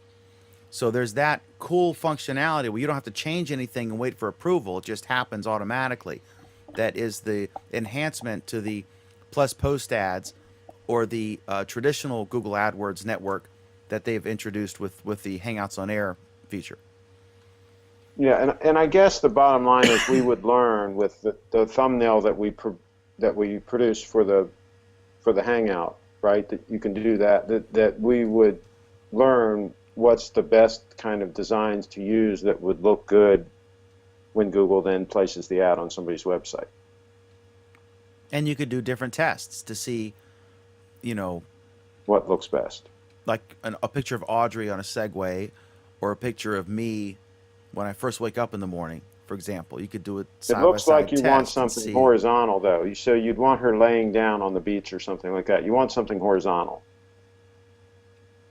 Or me Not and vertical. Pam passed out after I/O or something. Horizontal, and then you could Yeah, you would could be do a horizontal. side by side test. So I think this is great. I think this is A, they're going to make money. B, it's a way for people who. Sarah Hill is a perfect example at Veterans United. They do some really awesome hangouts showing all sorts of things, but advice for veterans. One of them is when she goes out to veterans memorials, and for veterans who are disabled or unable to travel for whatever reason, then she goes to the World War II memorial and will shoot live video to them and answer questions, and the guides there. Just fantastic things she does. Wouldn't it be neat if Veterans United could buy some ads with specific keywords to try to target veterans who are just searching for interesting, World War II history or veterans interest posts, and turn them on to this, and they'd see it right there, and they might click on it and discover this wonderful content. So it's great for the advertisers, the content producers who want to pay to get more eyes. And I could see more. I see some of these folks like CBS This Morning, I think, was doing a hangout on air for a while. And I think they stopped. I've seen some other big media players do it and then kind of stop. Well, now the quality has improved. The functionality has improved. They've gotten some new cool tools. And now they're improving on the discovery. So it doesn't matter how many people are using Google Plus, because a lot of people are looking at websites that have Google Ads integrated. So now we're Well, there. You say the quality's improved, but really we're still not anywhere near the quality of your YouTube live streaming, correct? It's about it's not. I would agree with that, but I think that's temporary. I think that's going to be fixed. So we haven't gotten the 30 frames a second that we want in these things. Correct. And you can still do 30 frames a second with your YouTube live streaming, right? Yeah, I can do up to, I think, 6. I'm pushing 4 now because I don't see at 720p. I don't see a difference between 4 and 6. So to free No, up I mean CPU, the frame rate. yeah, the frame rate I can do 30, and I can do 4 to 6 megabits per second, which is fine for online video. Even at full screen, it's pretty good. It's not as good as like my NEX7 locally, right? Because if you look at one of these shows versus the video I did for areaguides.com/advertise, for example, there's a dramatic difference in quality between locally produced and streamed. So Joseph, what I hear is the experiment I did last week, where I used the plus post ads, and this is basically a post how it appears. Instead of the image, you would have your trailer video or your video in there, and the event description and so on and so forth, and you see how many people plus content, and you can hover over it. can you control plus that to make it a little bigger, so we or command plus or 1 or whatever just so we can see it better? On your 15 my kilobit per connection is second unfortunately slow, but I connection. put like a long link here in the chat as well, which is the external link, Yeah, and it looks good. And which allows you to try it out on your own. it looks very good. But yeah, the hover is not working for me. My connection is probably just too slow. So that would be the ad if somebody was doing it in a right-hand column on a website, for example. And then the other one that we saw earlier would be the banner ad across the top. Exactly. I have the banner ad as well. I unfortunately can't load it. I think we should do it, Dan. Now, what do we lose? What functionality do we lose if it's not a Hangout on air? If it's just a video? I don't think you get the Hangout on air. You don't get a teaser video, right? What we you're don't need promoting that, is they'd the be event. watching the actual video. I don't think you've done, because you've been in Florida for a while, so you haven't done an HOA event. When you start an HOA now, you're creating a Google Plus event. We've been doing them every week. I've been doing the Hooping Live. Hooping Live is Monday nights at 9 o'clock. We've been Okay, doing so that. you can attach you can choose a teaser video. Yeah. That We don't appears. do it, but yeah. Yeah, you should do one. You can do a generic one and play it the same one every time, right? You know, I'm Yeah. Audrey. You know, we talk about hooping. Please join us. It's so much fun. Maybe put up a few highlight clips. You know, just a generic video, and then you can use the same one every time. Have a great thumbnail, and you have like 50,000 to choose from, and then you create that because now it's not just you're scheduling an HOA or starting one. You're creating a YouTube, a Google Plus event, right? So one component of that is the Hangout teaser, and then the if someone goes to your event ahead of time, they will see the teaser. Once it goes live, that automatically switches to the live video, and then afterward, it automatically switches to the archive. And all of those automatic switches will be live in the ads. So Audrey would be a perfect case. You could do, you could look for Google Ads. Wouldn't it be neat if a bunch of, you know, if you could double or triple the number of people who are watching live and integrate those comments into the show? Because that's one of the best parts of our show is the live comments from viewers. You know, Absolutely, and just FYI, like the campaign I did, it was just a random post I picked, right? And I got 10,000 impressions on that post, just within 1 week running the campaign. In addition to impressions I have on Google Plus. And that was like a nonsense post around like a meme picture about Google Keep. So if you have something interesting like an event, you can really get the full potential and get like 20, 50, 100,000 more impressions out of that.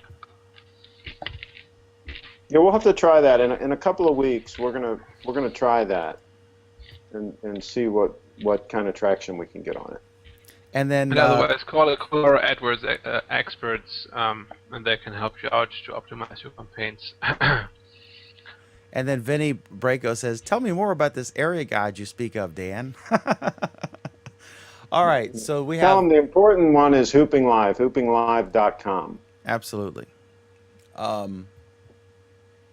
Okay, so there we have the check it out, and I linked to the post, and so check that out. And the post has 3 really good screen captures of the ads we're talking about. So if you are doing a Hangout on Air and you're interested in getting more eyeballs on it, then check this out because it's a pretty cool, nifty thing. All right, so now we're going to totally shift gears here, and I'm totally hoping that Alan and or Cadeas and or Moritz can explain this to me a little bit, because I read it a couple times and it doesn't really explain specifically about this site. But Google's Matt Cutts, he's the guy who kind of is responsible. Google's core product, of course, is the search.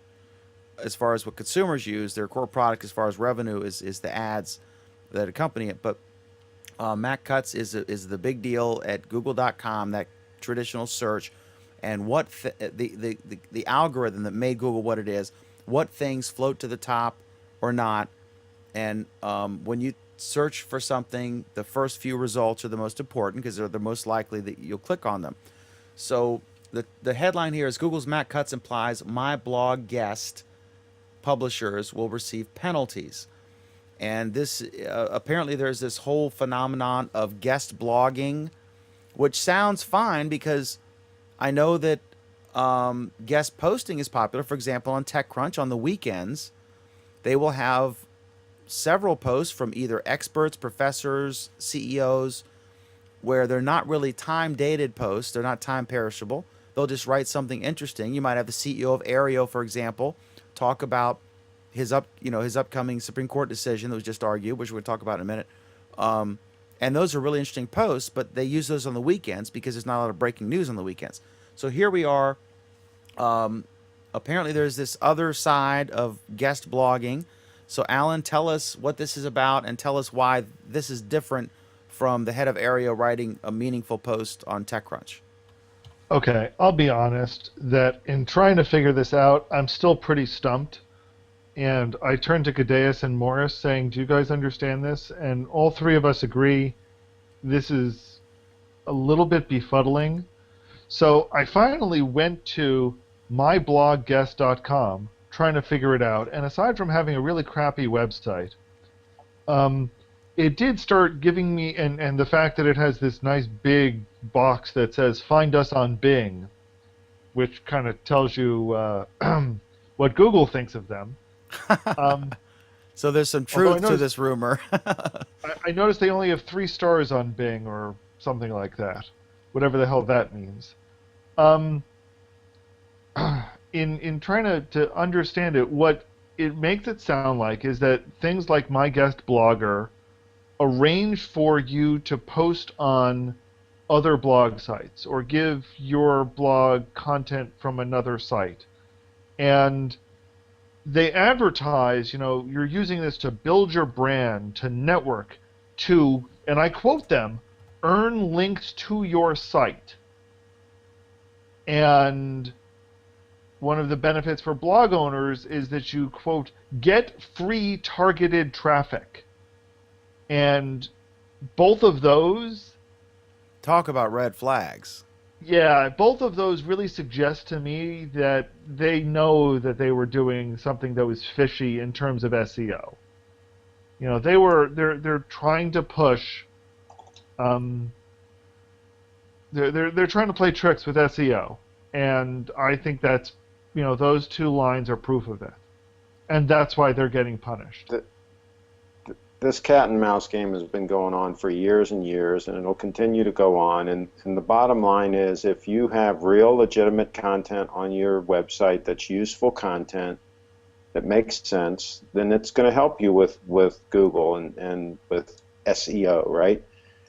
If you're scamming, and I get people all the time through the contact on our website, they contact and they say, I can give you articles, right? And they give you this whole canned write-up about these great articles that they can submit to the site, right? And I don't even write back to them anymore. I used to write back to them and say, if you've got local content with photos and videos and so forth, that's actual real local content that's meaningful for our website, then yes. But if you want to run some BS canned article about how to grow good flowers, that's not the content that I want. So it's these things are, anytime you're taking shortcuts like this, Google's going to look at it and Google's going to say, no, this is not copacetic. Right. It's all And about the Google quality. and Google has not always done a great job at that, but it sounds like more and more they've been trying to crack down on these sorts of things. Yep. And doing so publicly. Because this was an exchange on Twitter where someone, I think, pointed out to him and he responded. And so the bottom line is Google is only, the only reason they beat Yahoo is because the results were more relevant and helpful. And so if they don't prevent this sort of thing or as much as they can, then they cease to become relevant and helpful. That's right. So there. Anybody else have anything on this? It's kind of a boring topic. I just thought it was mildly interesting, and I didn't really understand it, so I was hoping Alan could. Well, I mean, it's relevant to Google, so I'm not flaming you for it, but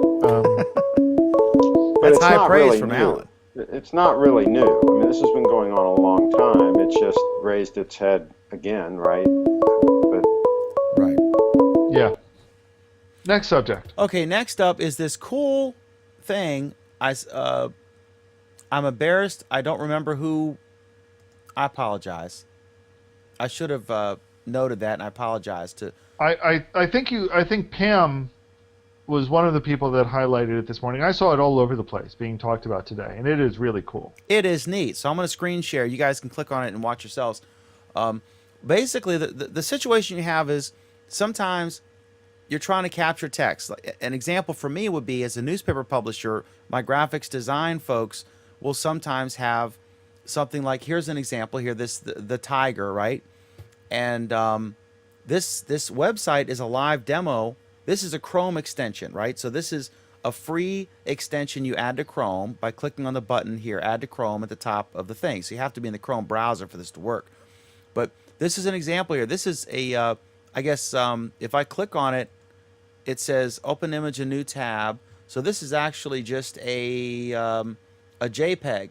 So if I'm typically looking at the JPEG on the web and I try to click it, I can't, I can't select text. It's just a photo. So let's go back here with this extension. I can actually, it recognizes the text. It's called OCR, right? Optical character recognition, like modern scanners have, modern printer all-in-ones have. And I can click here and I can select text, and then I can write copy, and I can say, or apparently I can't. I guess sometimes you have to hit Control C. I can hit Control C, and then I can open up the quickest thing here, which is WordPad, for example, and then I can paste it in there, and it pastes it. I imagine that you'll see how accurate it was. So, yeah, it was perfectly accurate. So there you go. Now, the cooler aspect of this in my mind isn't just that you can do, copy and paste. Is that you can edit that text as if it was text and not as if it was a graphic. So it's not even, so yes, copying it is great, but you can just go in and edit it right now too. Afterward or on the site? What do you mean? Well, it doesn't change the site, but it's changing your perspective of this, your copy of it, basically. So you could go in right now, that graphic where you selected it. Right. Type a couple of things. Okay, so let me go back to my screen share here. I'm gonna do this. I'll take this second paragraph here. So I'm not sure what you're saying. I would copy it and then type something. Not copy. Once you've selected, just I've put selected your cursor it. in there Okay. and start typing. Or edit something. Edit tiger to use an I instead of a Y. And I can't see if it's working for you, but our viewers can. That's one of the neat things about it to me is that I don't have that ability to see it live on the screen if I do that. Is that what you're talking about? My understanding is that you could go edit the text while you're, in the same way that you highlighted it, Right. you can also edit it. This is a really cool feature. One of the places I've seen something similar to this working is in I cannot believe I just forgot the name of it. On Glass, there is an application that does live translations. So you'll point at a sign written in Spanish or whatever. It will translate it to English live and just replace the characters with the correct translation. So it's not even a subtitle, it's a live translation. Same kind of technology. We've seen Android and iOS apps have this sort of thing as well. Same kind of technology. This is now bringing it directly to you so that you can do it for any application out there. It's incredible. Imagine, for example, one of the things we've talked about in the past has been the desire to have accessibility features so that people who are blind can now see what the text on a graphic is. And it does it, and it just does it effortlessly. Those are some of the really cool aspects about it. Oh, wow. You can erase it on your view of it. So you figured out how to edit it. Good. Okay, so then another neat thing. So I don't sound as stupid. Another neat thing here is this book that's open. So it shows you like this. I don't know how well this will work on my scanner. It'd be interesting to test, but who has that kind of time? But even with this photo where you have a book that's open and it's not flat text, right? Like the previous example of the email, here I can still do it. Watch.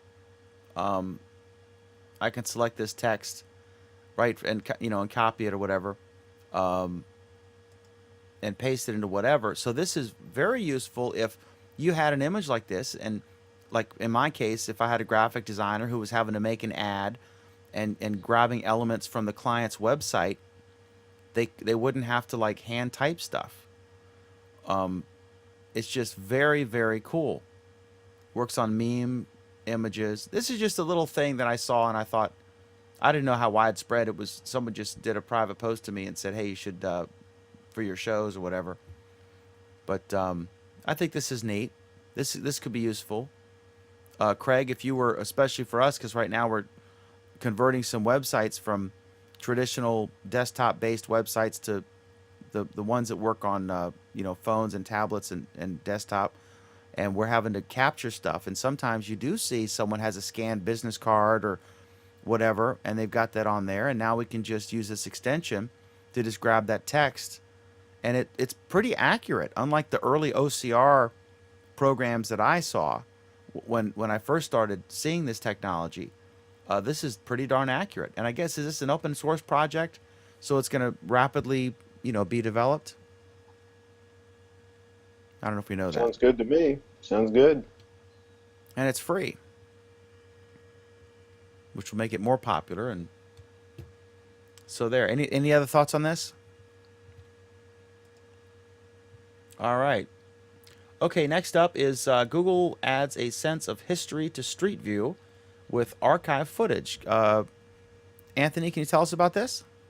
So basically, a while back, Google added the ability to, in Google Earth, to look at satellite views from previous states. And for a long time, I thought that it's quite a waste to for them when they update their street views to just basically they made it impossible to access the old images, and now Google has made it so you can look at the street views from previous states all the way back to 2007. So I think this is cool because it adds a level of history to you can see what a neighborhood looked like between 2007 compared to what it looks like now. See different businesses that have moved in or moved out, and especially going into the future, in 10, 20, 50 years. I really think this is a cool thing, and I guess Google just added it 2 days ago to their Maps service. Anybody else been playing with this?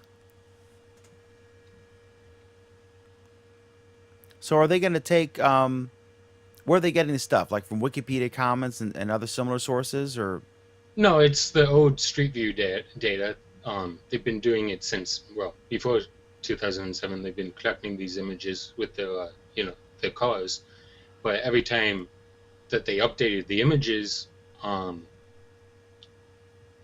you wouldn't be able to look at the previous images anymore. So if they go by my street, are they going to have my entire history of Wi-Fi passwords and text email exactly. messages that I've sent? Okay. All right. Well, that's cool. That's neat. You can see. Yeah, they've got a pretty active team with Street View, Earth, and Maps, and really adding some neat innovations there. I especially like the ability to create your own. Can't you create your own tour? Like they started with some, like the Louvre in Paris and other museums, but like there's a state park here that I love to. I walk in almost every day unless it's raining. Can't I make my own street view with my phone or something and contribute that? Yeah, I think you can make street views of your individual businesses. I don't know of many places that have done it outside of where Google has sent people to do it themselves, but yeah. Obviously, to do it right, you've got to have that car or the helmet cam or whatever the hell, depending on the place. That there's some expensive equipment involved, but Michael Banks does that service where he goes to businesses and does the inside thing. Interesting. He takes all the photos and all that. He's got all the equipment. He's Google certified to do that. That's cool. That's neat. Yeah, I could see like for the state park, or for like for example for the place in Florida where you nest at for a few months. That'd be neat for folks to actually be able to go through it and check it out, just like they're on Street View. If they're considering becoming a member or whatever. So that's neat. Any other thoughts on this? Okay. I think Anthony made an excellent point that, this is cool, but imagine what it's going to be like going forward. So year after year after year, we're just going to see how the world around us evolves, and we're going to have this record now of what it looked like. So I predict some really, really cool things happening with some of this. Agreed. And I'm glad that Google kept their old photos. Yeah, I was worried that, I mean, I can't, a company like Google, why would they do this? But it was kind of worrisome that maybe they had destroyed or, got rid of the old backlog data, which would have been a huge waste for both the consumer and Google. Okay, so yeah, I agree. I think that we have to remember that, or I guess the Street View photos they own, right? But the satellite data they contract or they buy. So that is their data. It depends on the date, and some of the satellite images they own now, I think. They have their name on the side of a satellite that went up in space. I don't know. Is it, just to clarify, is it live everywhere right now, or is it select places? Well, I don't know. Okay. Not every place has multiple photographs. Yeah, that's what I was going to say. It would depend on how much data they have for a particular area. Some areas are probably just now getting mapped for the first time. Like on my side street, there's only 2 separate dates to the. I don't know what the 2 separate dates are, but there's only 2 separate dates. But on like a more main road, there's like 4 or 5 different dates. So. Have they been down your street, Dan? Yeah. Yeah. Wow, and they didn't get stuck in the mud or anything? We have asphalt now. Thank you very much. Oh, okay. That was a dig, just in case you didn't. Yeah, thanks. And that's my line you stole. All right, so next up is Aereo. Aereo had their case. They're being sued by basically every broadcaster. Explain what Aereo is and explain what the case is about, Dan. Okay, Aereo is a service that is it started in New York, which has notoriously bad broadcast reception. So they wanted to let people capture over the free over-the-air broadcasts, and the law says you have the right to put up an antenna to capture a local TV station. Other cases have shown that you have the right to record that on a VCR or DVR for your private viewing later, and that you have the right to record this remotely. Because I think Slingbox was the case that established that, where you could have a personal box with your own private stream. So if, for example, Michael Ellis is in China and he wanted to watch the Lakers game or whatever, from his living room, he could set the Slingbox up and then he could log into it privately, just him, and watch it in China. So Aereo's combined all these things, clearly specifically designed to be legal. And they created a farm of antennas about the size of a thumbnail.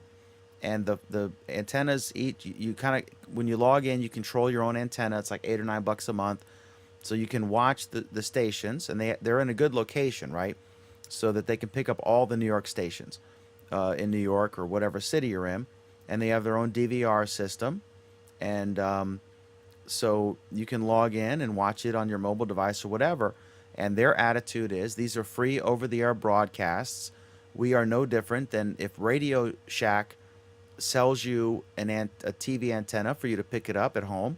We are leasing you your own private antenna and giving you a VCR, DVR involved, and mobile apps, etc. It's a very popular service in the limited areas that it's offered. But all the broadcasters are upset because they're saying this is more like a cable TV service, and that it's unfair because the cable TV companies have to pay for retransmission rights in most cases that are negotiated between the local broadcasters and the cable companies. So this is the dispute. It's American broadcasting companies and et al., and others. Basically, every network is suing them. Aereo has won every single court case, I think, except one they just lost. And then they argued a couple days ago. This was Tuesday, April 22nd. They argued before the Supreme Court. It was kind of interesting. The justices were sort of mixed. They were like, well, if we vote against you, the bottom line is that they were like, you know what? If we go for you, then we could be saying the end of, we could be destroying the TV industry because they can't collect these fees, because that's where this is going to go, because Comcast and Cablevision and Verizon, Fios are all going to adopt or license similar technology from Aereo to cut out retrans fees. And then they said, but if we vote against you, then are we going to destroy future innovation in internet? And clearly they really didn't have a handle on what the hell this was exactly, and they were kind of not clueless, but clearly not up to speed, and asking some interesting questions. So one thing I wanted to note, this story and the next story, which is also a Supreme Court story, is one cool thing is that the Supreme Court now releases all of the audio arguments, the audio recordings of the oral arguments, and they release them each Friday. They used to release none. Then they started releasing select ones, like the Affordable Care Act debate, or the DC, where they had a right to have a gun that was loaded in your home unlocked in DC. Some key, really interesting debates they would release, but now they release all of them. So I recommend you just go to Google and type Supreme Court audio recordings, and you'll find it. And also the best blog that explains these in a non-sensational way from a legal standpoint with skilled Supreme Court attorneys and experts is SCOTUS blog, which is sponsored by Bloomberg, but I think it's a nonprofit, because you're allowed to copy whole text and paste it in your own blog with credit. So it's kind of like a Wikipedia, but it's SCOTUS blog for Supreme Court of the United States, SCOTUS blog.com. It's fantastic. And I link to this article and the next one we're going to talk about. Any thoughts on this? I think I'm hoping they are ruled legal. Surprisingly, the federal government Solicitor General argued in favor of the broadcasters. There is an argument that people are concerned that they're doing an end run, and that if they lose, they're under pressure now. And the Supreme Court kind of, the basic argument they had right, and then I'll shut up and let you guys talk. But they kind of had it right. On the one hand, they will upset the cart that is keeping these broadcasters, these legacy broadcasters, alive. And I know Craig is shifting in his chair, just waiting to get started on this. On the other hand, though, so if they say it's legal, then they could potentially destroy the local broadcasting television industry as we know it. On the other hand, if they don't, then they're screwing future innovation, because this clearly is designed specifically to be legal, and it would kind of be unfair for them to go back and change the rules. So let me begin with Craig on this, and then whoever else wants to chime in. Then we'll talk about the absolutely hysterical case of Palm versus Coca-Cola. Go ahead, Craig. I think that first I'll say, in the overall scheme of things, this really doesn't matter, because any way you slice it, the old incumbents are going to die off anyway. It's just a question of how long it's going to take. And so if Aereo wins, then this could hasten the demise of the networks as we knew them, the big three, and it will stifle their ability to create high-dollar content, expensive TV shows, and so on and so forth, because they won't have the money to do it. And so there'll be a further fragmentation of the organized networks that they had for many years. So I think that's going to happen either way. I think that it's going to be interesting to see what the decision is. I would say that I'm leaning towards, I think Aereo will probably lose, but it's going to be close. It's going to be a close call. But if they win, then I think that will harm the networks. I'm just shocked that people want this service. That's what really surprises me, is that people want the over-the-air broadcasts in any way, shape, or form. I mean, I have no interest whatsoever, and of course I'm not a big sports person, so for sports I guess it makes sense. If you want to watch the football game and so forth, then you're going to watch it live, and you're going to get all the commercials along with it. But wanting to watch other commercial TV, that's the part I don't get, is why they want to watch that stuff with all those commercials in there. It just drives me crazy, but that's another topic. So it's going to be interesting to see what happens, but I think in the overall scheme of things, these big networks and so forth are going to die out anyway, regardless of whatever way the Supreme Court rules. Before I go to anybody else, Craig, just to clarify, that there is still a lot of network television that remains popular, but right now you sometimes have to wait a week or two before it shows up on Hulu or 48 hours or whatever it is, or on their websites. And this is a DVR, so you could skip through those commercials, right? So if you but that's kind of a pain in the neck. I mean, it is, I'd rather but watch something on Netflix with no commercials in it to start with. But the key is that you can, if you're a fan of Hannibal or CSI or whatever the show, there's some really good shows on broadcast television, and you and I still watch them. We just watch them 2 years later when they get on Netflix. So we don't be hypocritical here. It's just they want to watch Scandal. Well, I just don't want to watch it with the commercials. That's the thing I have, the rub I have. I mean, but a lot of them are on Hulu thing, first, and there's commercials on Hulu. But the key is with the DVR functionality. If you're a big fan of, say, Bill O'Reilly on Fox or Rachel Maddow on MSNBC or CSI or Scandal, whatever the show is, you can, if you don't want to race home, and maybe it's on when you're at work. Maybe you like a 4 p.m. show. Maybe you like Oprah, whatever it is on broadcast television. It could be a syndicated show. You got the DVR, so when you get home, you can watch it on demand. And you can hit the there's probably a 2-minute skip DVR button, whatever it is. I don't know how it works because they don't have it in DC yet, unfortunately. But there is an advantage to having, for $8 a month, all of those channels and have a built-in DVR on the internet. So you can watch it on your phone, on your iPad. You can watch it at home when you want to watch it. If you get home an hour after the show airs, you can watch it right away. You don't have to wait for 2 days. So it is an attractive product for folks who like broadcast television. And we do like some of those content. We just are willing to wait for it until it comes on the Netflix or Amazon Prime. And Dan, I'm really surprised that the broadcasters are against this. I mean, sure, the carrier fees are an issue, but I would think that they would want as many people as possible watching these shows and watching the commercials. Now, if the people are skipping through the commercials, then that is a big problem, because how the heck are they going to make any money? But if a certain number of people are watching it and not skipping through the commercials, and I'm sure they could track that, then they'd know how many people are watching the commercials, and they can sell those ads against those eyeballs and make money. I think I think it's a big problem, and I don't see a solution either way for the cable companies have brought this on themselves. If Channel 4 in your city wants $2 per subscriber, probably that's worth it, because a lot of people like local weather, local sports, local high school sports coverage. The local stories, the building burning, why is it burning?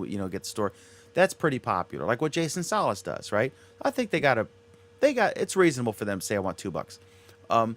But the cable companies, the cable bills have skyrocketed because of things like this. There's a local dispute with Shentel Cable here, where I think it's Viacom. They want for MTV, MTV2, MTV7, VH1 Classic, and there's like 1 or 2 channels that everyone watches, and they wanted to buy like 13 channels, and it's like $6.50 a month for the package, and these numbers are wrong, but you get the gist. You'll get the gist of it. They said you got to buy our 7 channels or 13 channels, whatever it is. It's $6.50 a month per subscriber, regardless of how many of the subscribers actually watch it. You have to pay for every subscriber you have $6.50 a month. And then they said, we just want MTV. We don't want any of this other crap. And they say, oh, okay, well, you can get that a la carte, no problem. It's $6.50 a month. So it's more than exactly. This is literally what they did with Shentel.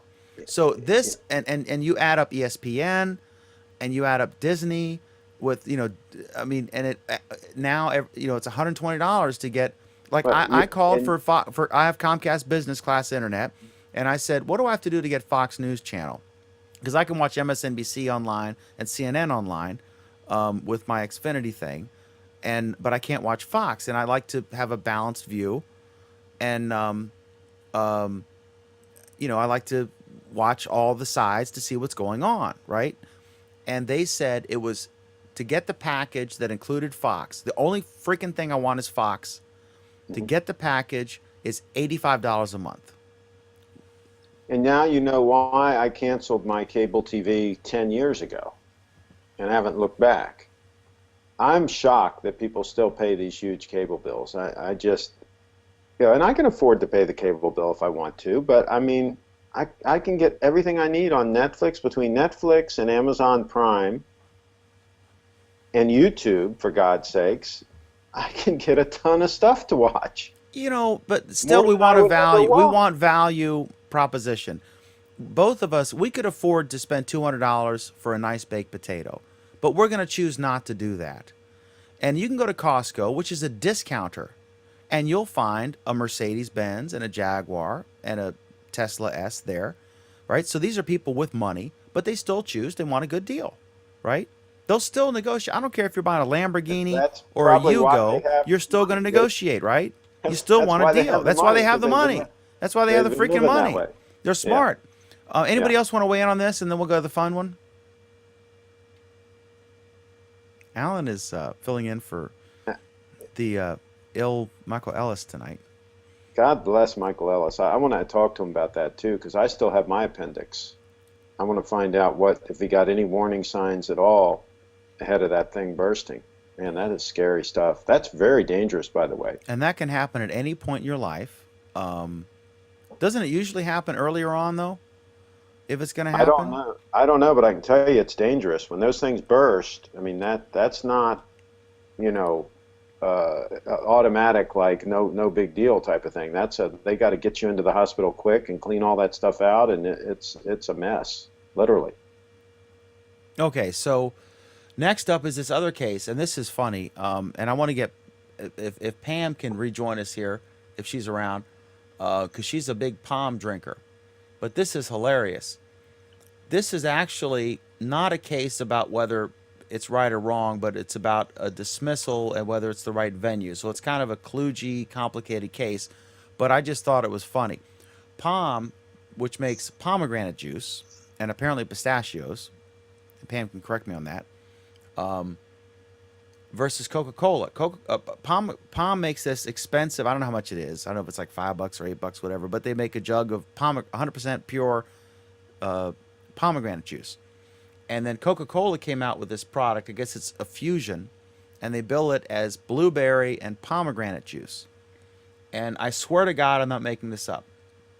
What they're calling their pomegranate blueberry label, the product is 0.3% pomegranate juice and 0.2% blueberry juice and 99.5% apple juice. I'm sure with some food coloring to make it blue or whatever, bluish red, purple, and some. I'm surprised the 99 point whatever isn't water. I'm surprised that's some other kind of juice, to tell you the truth. Well, apple's like the cheapest juice you can get. So I guess.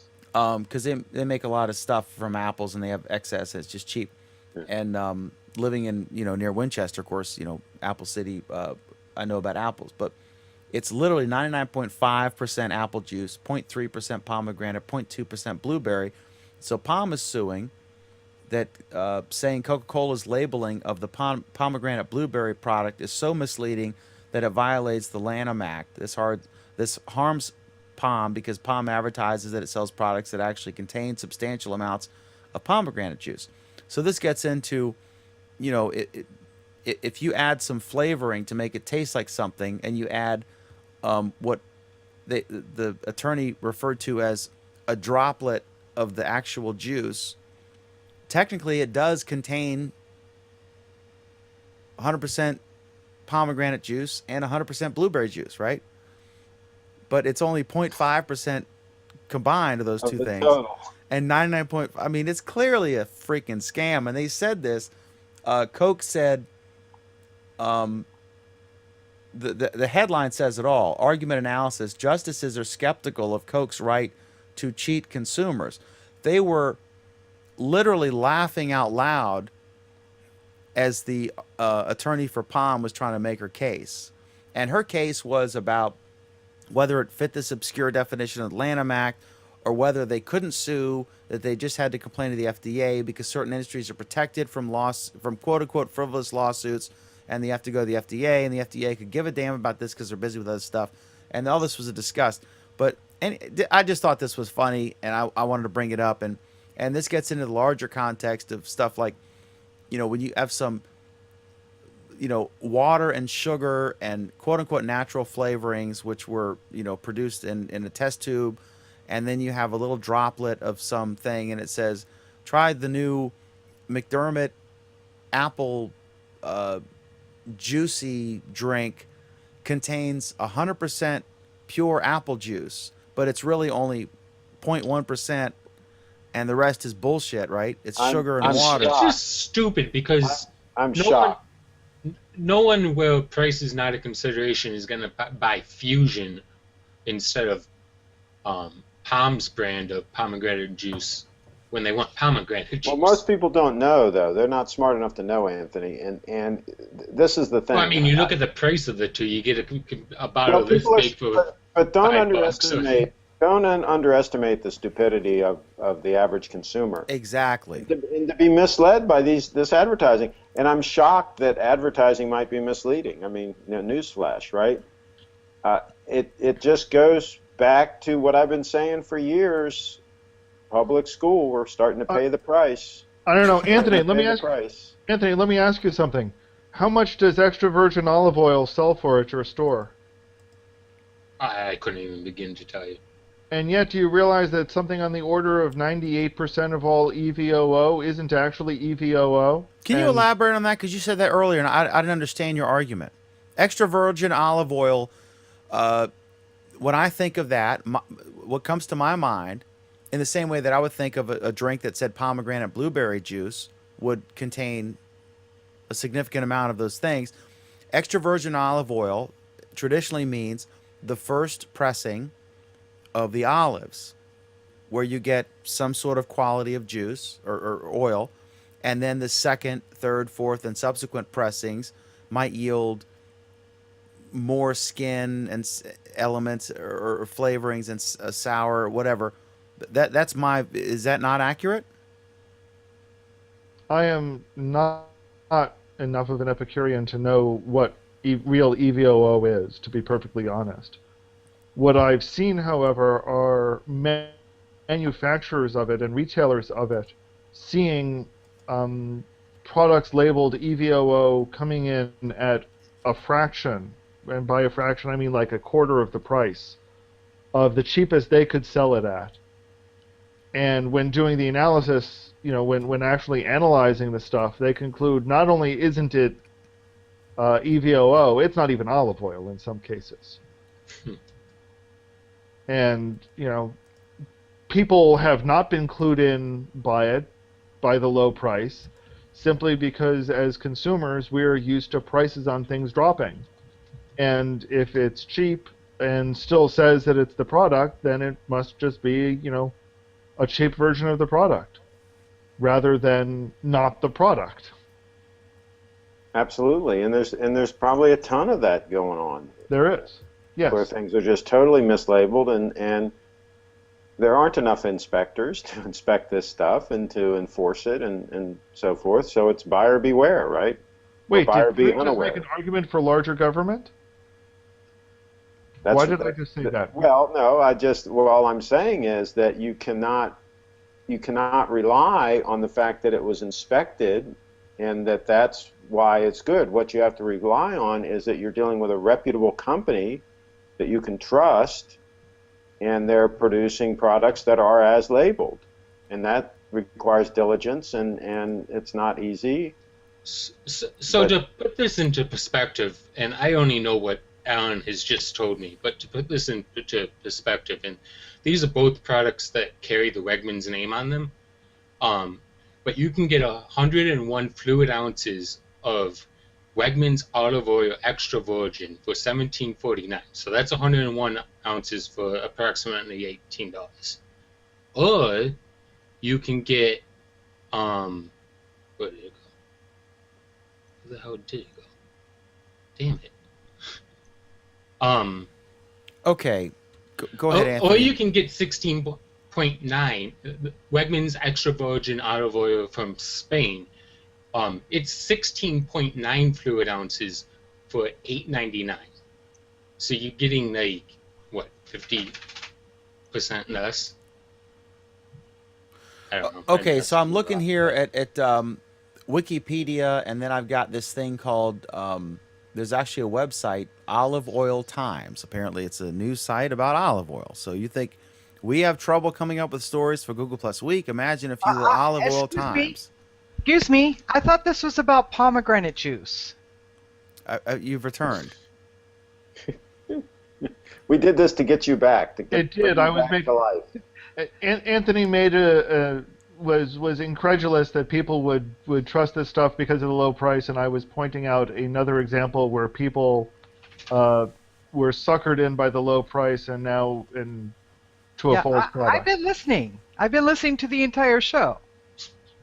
Okay, so I was just trying to maybe throttle the moral of the story is deal with reputable companies that you trust, and if you find out they're not reputable, jettison them and find somebody else. Yeah, but you say that, but then you go to Whole Foods and they have like snake oil. I mean, this is these crazy. I'm not saying it's easy. I'm not saying it's easy to find sources that are trustworthy. But shouldn't the government protect us, Craig? Shouldn't the government be there to police all this? See, that proves my point. That absolutely we should not have the government doing it, because if the people think that the government is inspecting all these things and that therefore the labels are accurate, then they go and they buy the thing even though the price is real low, and they end up getting something that's totally mislabeled and so on and so forth. They get screwed. It's much better that we just be diligent and we do it ourselves and we check out the companies that we do business with. It's just like the guy that always buys the gasoline at the cheapest gas station, and all of a sudden he finds out the gasoline's full of water and he needs a bunch of work on his carburetor and everything, right? Sometimes it is true that you do get what you pay for. Okay, I'm going to go Not always. I'm going to go to Pam on this palm thing, because she's an expert on it and she's back. Let me address Anthony's thing real quick. There, Olive Oil Times. I was wrong apparently. It's not the first press. It's extra virgin is the highest quality, most expensive olive oil. Should have no defects, a flavor of fresh olives. Chemical terms, extra virgin is described, and a free acidity, not more than 0.8 gram. I mean, I don't understand all that crap. So you can read it if you're into acidity and stuff like that. Good for you. I guess it has a high pH, and I find that that's kind of overrated in the same way that everyone wants a filet mignon. But if you talk to chefs, there was an article about this recently that a lot of prominent chefs consider filet the most overrated meat, that it's largely flavorless and bland, although it's expensive, and it is tender. That's its only saving grace. You thought we were in the weeds before. A good chuck is better. Also, as far as the whole thing that Craig was talking about, at least olives and pomegranates are both fruit. What Craig was talking about, as far as the whole thing, the food industry like feeding us bullshit.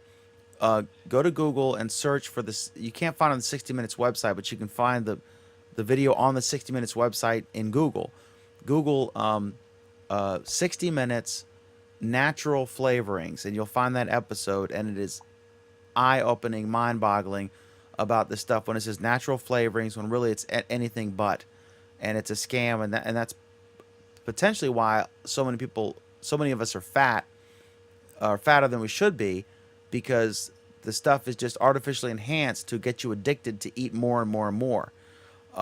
So Pam, what's your thoughts on the Coca-Cola creating a pomegranate juice drink that is literally 0.3 or 0.2% pomegranate juice and 0.2 or 3% blueberry, calling it pomegranate blueberry when it's 99.5% apple juice, and pomegranate saying, "Wait a minute, this is BS." What do you think? Well, the first thing I want to do is to clarify the company Palm is owned by a family. It's a privately owned company, okay? And under the Palm company, they only sell pomegranates and pomegranate juices and pomegranate juice blends and even pistachios. Supplements. No.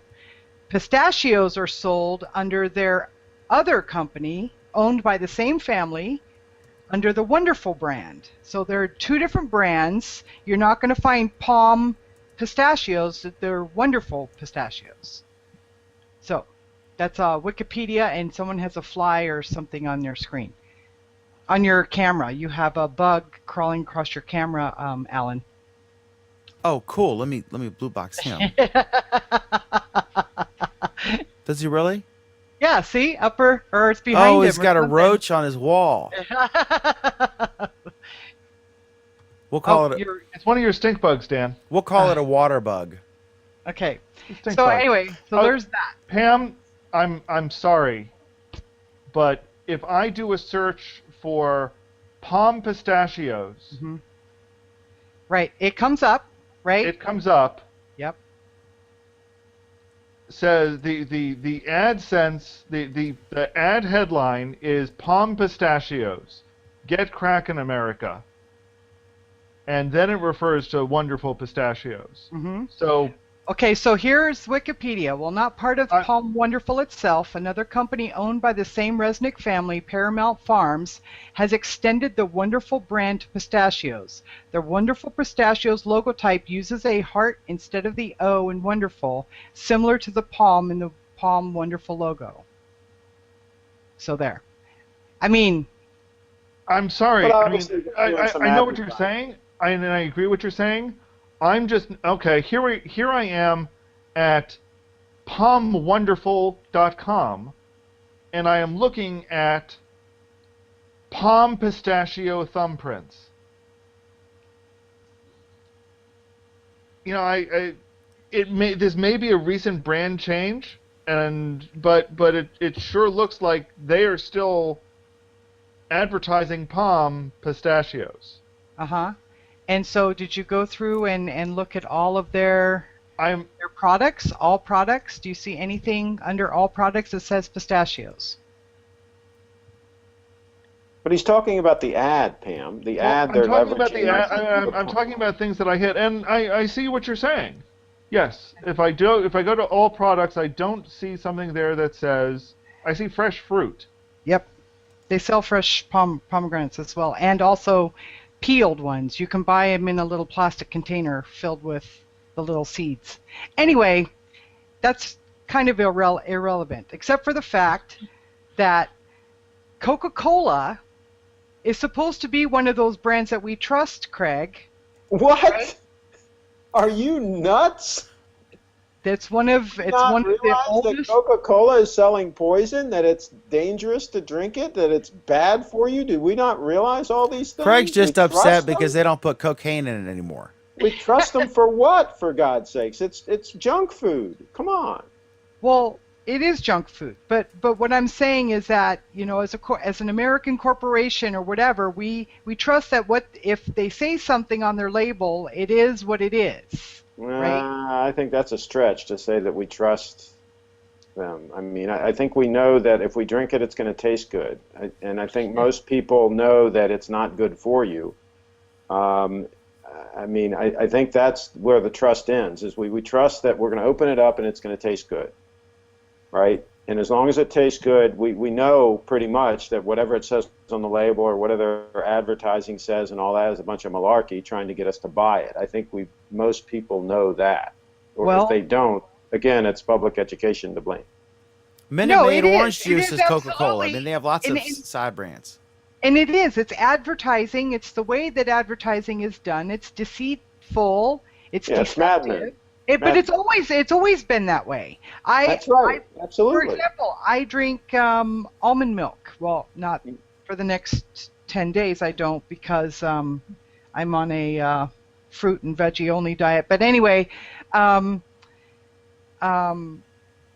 go to my almond milk and I look at the ingredients, and I get the unsweetened stuff, right? Mhm. And the second ingredient in there is tapioca starch. Well, I'm specifically avoiding starch. Yeah.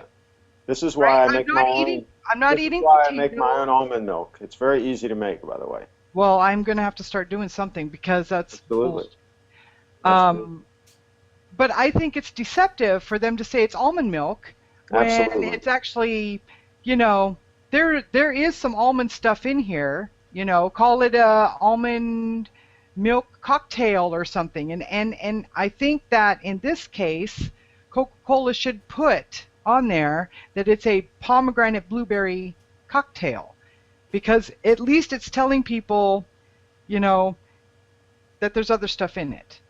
And the fact that the Supreme Court is even considering allowing them to deceive the public is ridiculous. Well, again, I think it comes down to it's really everybody's responsibility to decide what they're going to purchase, and give their money to reputable organizations. We've built this house of cards by buying all this crap, and people keep saying how bad Walmart is, right? And then they go in there and they buy a whole bunch of stuff, right? And we're only, everybody is to blame for this situation. And everyone's looking for easy, cheap, and healthy, and they're willing to listen to whatever drivel comes out of someone's mouth about it. And the real truth is if you don't buy your own crap and make your own thing with it, or grow your own food, then it should be suspect. And But you in should this day and suspect age, everything. is that practical? I mean, you and your husband both work. I mean, you can't, be doing Well, but you can laundry do with the best you lime and can. boiling You- pots and vats of, You clothes can in the do backyard best- for 3 you- days. You can do the best you can. You can buy local as much as possible. You can make your own.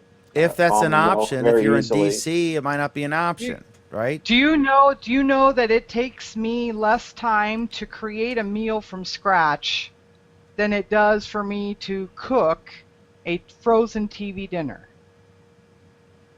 What do you have, a freaking wok or what? Whatever. I mean, I can whip something up in 10, 15 minutes. I made my own hummus the other day. It took me Yeah, 5 minutes. If you go out of your way to eat healthy, you can do it. But it's not easy. But I mean, it's probably worth it for people to do that. I would think. I mean, I would think what you put in your body is pretty important. I think Coca-Cola is in this case, I mean, they don't make anything, like you said. They make nothing healthy. In this case, they are taking advantage of the fact that consumers are looking for a quick fix for their failings. Mine included. Don't get me wrong. I would point out that the reason why people are looking for a quick fix from their failings with pomegranate juice is because the company that sold pomegranate juice is billing it as a quick fix for your problems. So it's not like they're telling the truth. Yeah, they're either. as much full of crap, I mean, any more than pineapple or anything else is. Cybernaut, great quote, great comment from Cybernaut. Google Plus Week, 3% Google, or 0.3% Google, 0.2% weak, 99.5% food with natural flavorings. No, 99.5% trolling. And thank you again, Craig, for being with us tonight. And I'm going to get back to you in just a second for our How Was Your Week thing. But yeah, in general, use common sense. Your body is designed to eat an apple, not to drink apple juice. That's the bottom line. And all this crap about this. What makes you think your body is designed to eat an apple, Dan? I don't know if you noticed my teeth. I think because an apple is terrible for you. In what way? It's practically pure sugar. But Ben Franklin, he discovered electricity. Dan. He said, Think about it for a while. Next An subject. apple a day As I keeps say, the apples, doctor away. apples are healthy as long as you only eat one. A cup of apple juice is about, what, 15 apples? Even Okay, a single so- apple. That's Don't why get me you wrong. said I eat eat the apples apple, all the not time. juice. But Instead, eat just the in apple, not general, the don't juice. there are charlatans, just like the old days. We use it's cliche now, but the term snake oil salesman. They actually did that. They sold snake oil, and they said it would cure all diseases. The bottom line is, eat some fruits, eat some vegetables, eat some meat, or whatever you want. Eat it in moderation. Go for a freaking walk every day you can, for 20 to 45 minutes. Depending on your schedule, 2 hours on a weekend, whatever you want to do. Exercise some. Try to eat in moderation. Try not to eat pizza every freaking day. Just use common sense, and you look like Craig. You know. Wait a So minute. maybe Wait you a minute. shouldn't do What's any wrong of with those things. pizza every day? I wouldn't You don't wish have that to on work my out for worst hours enemy. and hours. Moderation is the key. You can cheat. It's okay to have a pint of Haagen-Dazs once in a while, looking at the kitchen clock. It's okay to eat pizza, but Yeah, I you don't just want to had do it some every ice cream. day. You want to do it once in a while, and in general, you want to get in good habits. Have some, some. It's just common sense. What your grandma taught you probably um, is right, because when she was your age, she was a hell of a lot thinner than you are in most cases. And also the EVOO thing, I think, is overrated. If you want to fry anything, don't use that crap. Put regular olive oil, or better yet, find something with a high smoke point, like peanut oil if you're not allergic or whatever. Because the bottom line is, you don't want to fill your kitchen up with smoke when you're cooking. What about coconut oil? Sure, that's a good one, and some of those other obscure ones. But you don't have to buy fancy shit. Price doesn't always equate with value, except in the case of pomegranate juice, apparently, which cures all ailments, except Craig. Okay, so I'm going to go right to Craig in just a moment. But first, I just want to mention our other program. I have two things to mention. Our other program is Our Android Week, which is at 9 Eastern, 6 Pacific on Monday nights.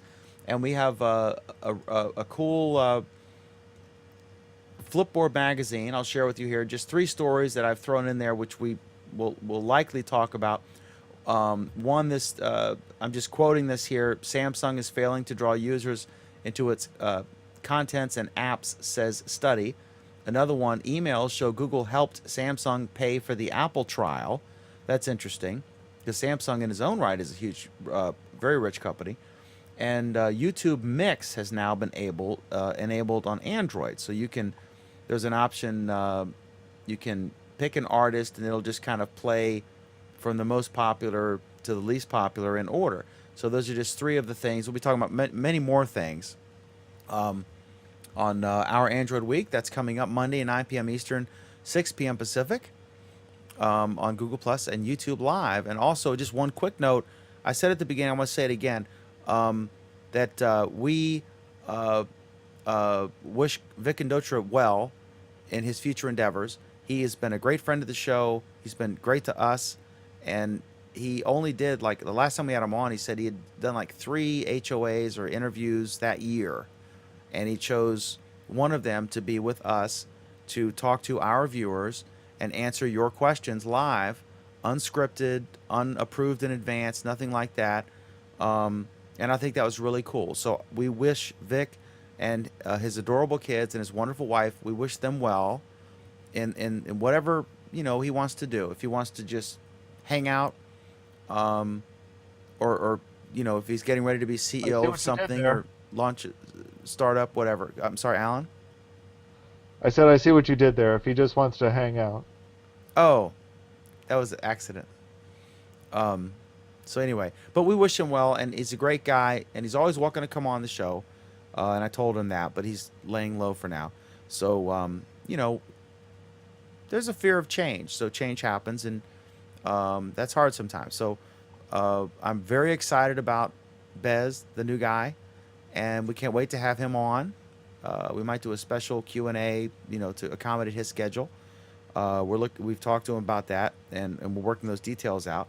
But so he can be introduced to you as in his new role and answer some of your questions. So hopefully we'll have that happen as soon as possible. But Vic's a great guy, and he's been a good friend, and we wish him well. in whatever he does, and we can't wait to find out what that is. If it's spending time with his kids, or heading up a new company, whatever it is, good for him. So, Craig Shipp, how was your Google Plus week, sir? It was fantastic, and there is no truth to the rumor that Vic is joining the AreaGuides.com LLC team.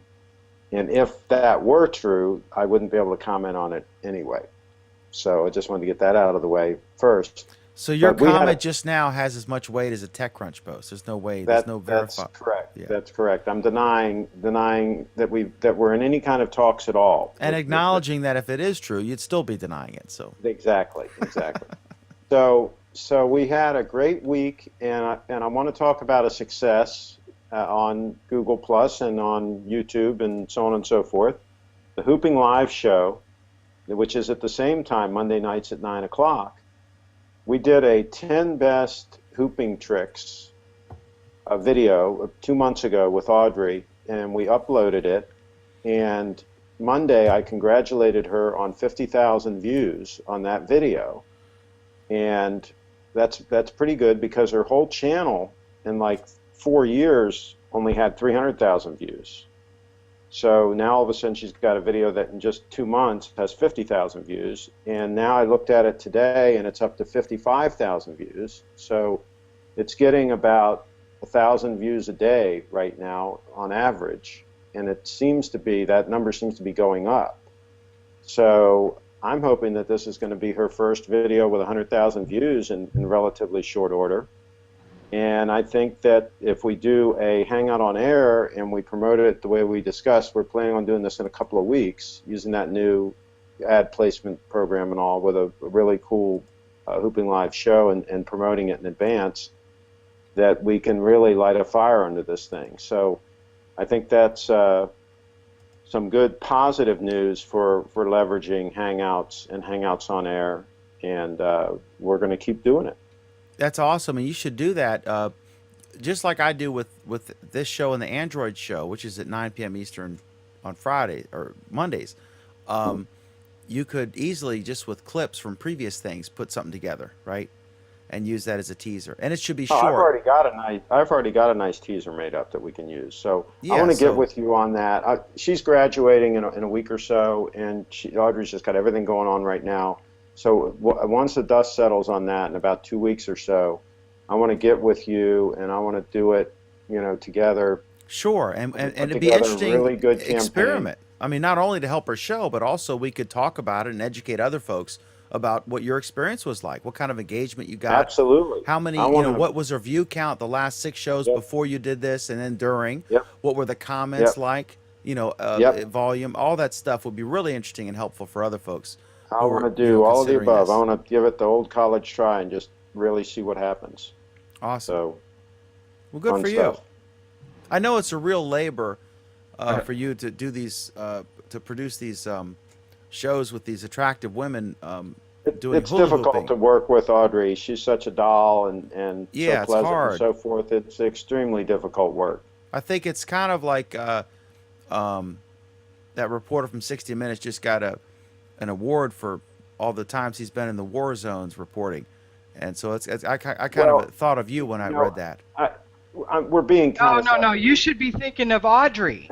We're He's the we're one in the being war zone. I'm Yeah, being exactly. facetious. With him. exactly. I'll tell you, we're being kind of sarcastic, but people that are talented like Audrey and that look like she looks are many times standoffish and hard to deal with and finicky and so on and so forth.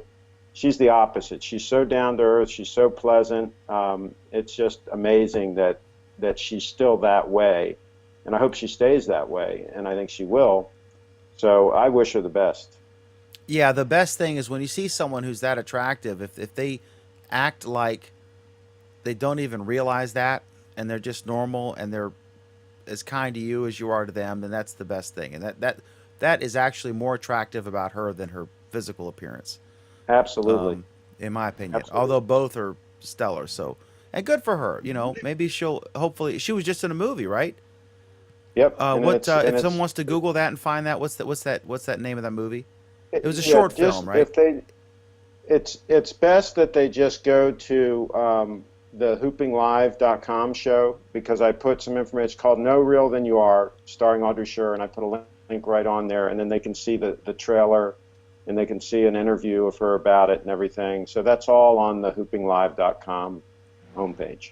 Cool. Well, maybe we should get her on the show so we can do an interview for her too, with her. I'd love to get her on the show, and I want to do to talk about all that stuff. But we'll do that. I'm going to work with Craig on that, the post ads thing, right? So we We'll can do get it her after on. that.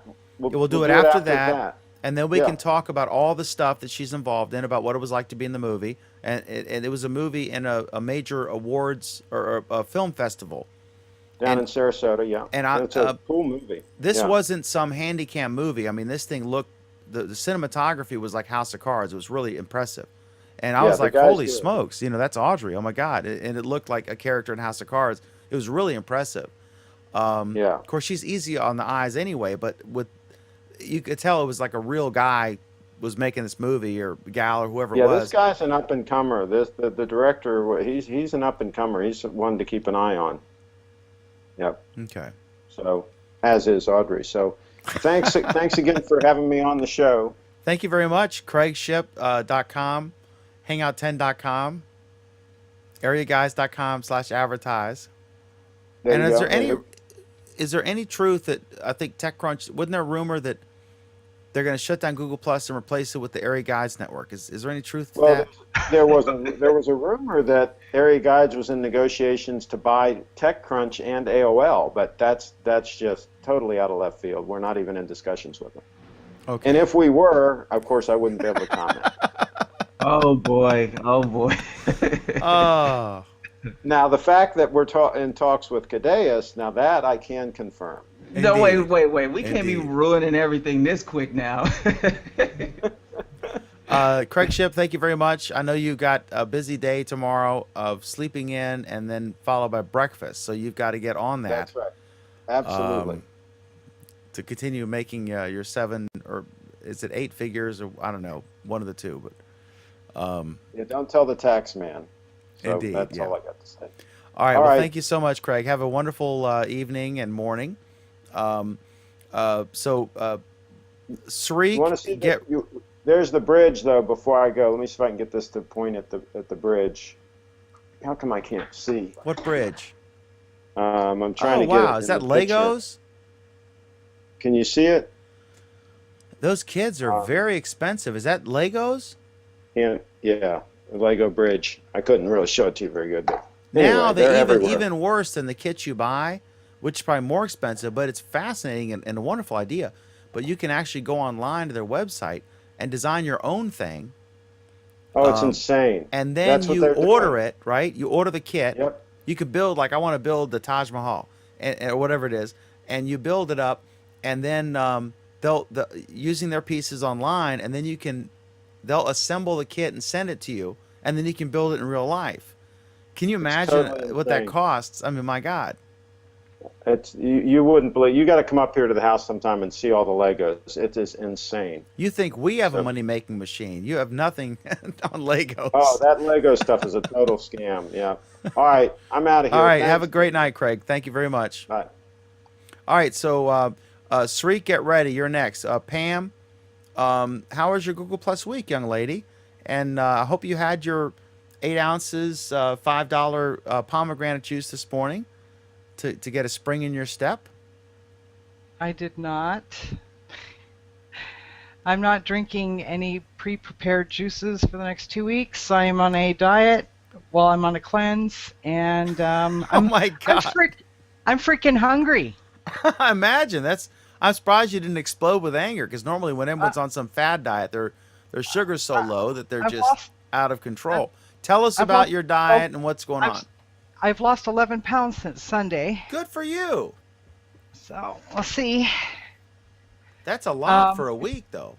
Well, most of it's, when you do. So basically, I cut out everything except for vegetables and fruit, garbanzo beans, and I can have pumpkin seeds, hemp seeds, and chia seeds. So, but everything else is either fruit or vegetables. How much of it is limiting your salt intake as far as the initial, You know what I mean? Because if you stop salt, that has a huge impact immediately of what I call artificial weight, like just bloating. Right. And it's all water weight. But I take diuretics anyway, so I shouldn't have a lot of extra fluid like built up. But obviously I did. So I'm doing this for 2 weeks, and then I'm moving on to like a, just a more healthy eating plan called the Reset diet. And so I've been hungry this week. I have to tell you, unfortunately, in preparation for this cleanse, I ate a pound of See's candy. So, I kind of defeated the purpose of the cleanse in the first place by pre-gorging. But anyway, so yeah, I've been kind of lethargic and a little tired, and So, yeah, so far it sounds like this diet's a real hit for you. I'm glad that I'm like kind of eliminating all the sugar and some of the other stuff in my diet, because I crave that stuff, and over 2 weeks I'm hoping that That you'll lose the sugar addiction. yeah, I mean, and then hopefully I'm going to go on to, nice baked chicken and fish. I mean, I like good food. It's not that I don't like good food, but I also like the bad food. I love raw broccoli. I can just eat it, like, break apart a head of broccoli and eat it. I don't have a problem I with did that as a kid, but I can't do that now. I don't know why. And you can OD on that stuff. If you go on like I was a vegan for a while. Yeah, but you can get vegan donuts. I mean, give me a break. Yeah, but that's not the same thing. I mean, a vegan. You can deep fry something. If you get processed vegan food, it's just as bad as processed regular food. If you get processed, so many people have fallen for this gluten-free thing, and they're getting all these processed gluten-free things. Not only are they still going to gain the weight, but they're going to have no flavor involved. I mean, if you're going to gain the weight, you might as well have Stouffer's, right? So that goes on, and all the yo-yo is a good concept. Is a good analogy, because it's so hard. The bottom line is, before you approach a diet, there are 2 reasons to approach a diet. If you're getting ready to get married or something, something, you can do a photo shoot and you want to, slim down a little bit. Like if all of a sudden I was asked to be a guest at I.O., I would go on some massive diet. No. And that is not a valid reason for a diet. Absolutely. If you got to fit in the no, I got my housekeeper has got to fit in a dress for the wedding, and she bought it a size too small, so she's got to do whatever. Yeah, but that's not. I mean, that might be her valid reason, but that's not really a valid reason to eat. Yeah. You want to live longer, or like my sister, she has a chronic health issue, and she absolutely has to, she has severe restrictions. I mean, those are valid reasons. Look, wanting to fit into the freaking wedding dress isn't really a valid reason. That's a vain reason. Okay, if you have to make you go back to being unhealthy. No, a lot of people will do a crash diet because they have a family appearance. No, this Thanksgiving dinner's coming up. You want to look good, so you eat fruits. I understand you that it sounds like 17 cantaloupes a freaking day before Thanksgiving dinner for 4 days to lose 5 pounds and get rid of all that salt weight. So your relatives don't make snarky comments. I mean, there's all kinds of reasons people do this stuff. I'm telling you that this is not a crash diet. This is a first phase in a change of lifestyle. Okay? Now, I might not be 100% successful. You might see me eating big honkin' piece of everything pizza in 4 weeks, but the idea is to gradually move from this is very restrictive, then I'm going to add, meats and some nuts and some stuff, and then after a couple of weeks, and I'm going to move on to, adding a little bit more things, and then there's a maintenance, and I'm going to start incorporating exercise. I cannot incorporate exercise during this first 2 weeks because I'm not ingesting enough calories. See, every time I've tried that, eating about 1,000 a day, you end up all of a sudden you walk by and you're in Costco or Sam's Club and they're sampling pizza, and then you're so starved that you buy 6 of them and take them home, and they're not just going to sit in your freezer for long. That's the problem with the yo-yo thing. Well, there's ice cream in the freezer. There's a box of Oreo or bag. I don't think they come in boxes anymore. There's a bag of Oreos in the pantry or whatever. I haven't touched any of that stuff. They're not mine. They're my kids. They bought them with their own money, and I told them not to buy crap, but they did anyway. So, I'm living in a house with stuff available. I don't even have to get in the car. It's harder now than it was for previous generations. It's easy to blame whatever, but there's multiple factors here, and we haven't cracked this nut, to use a pun.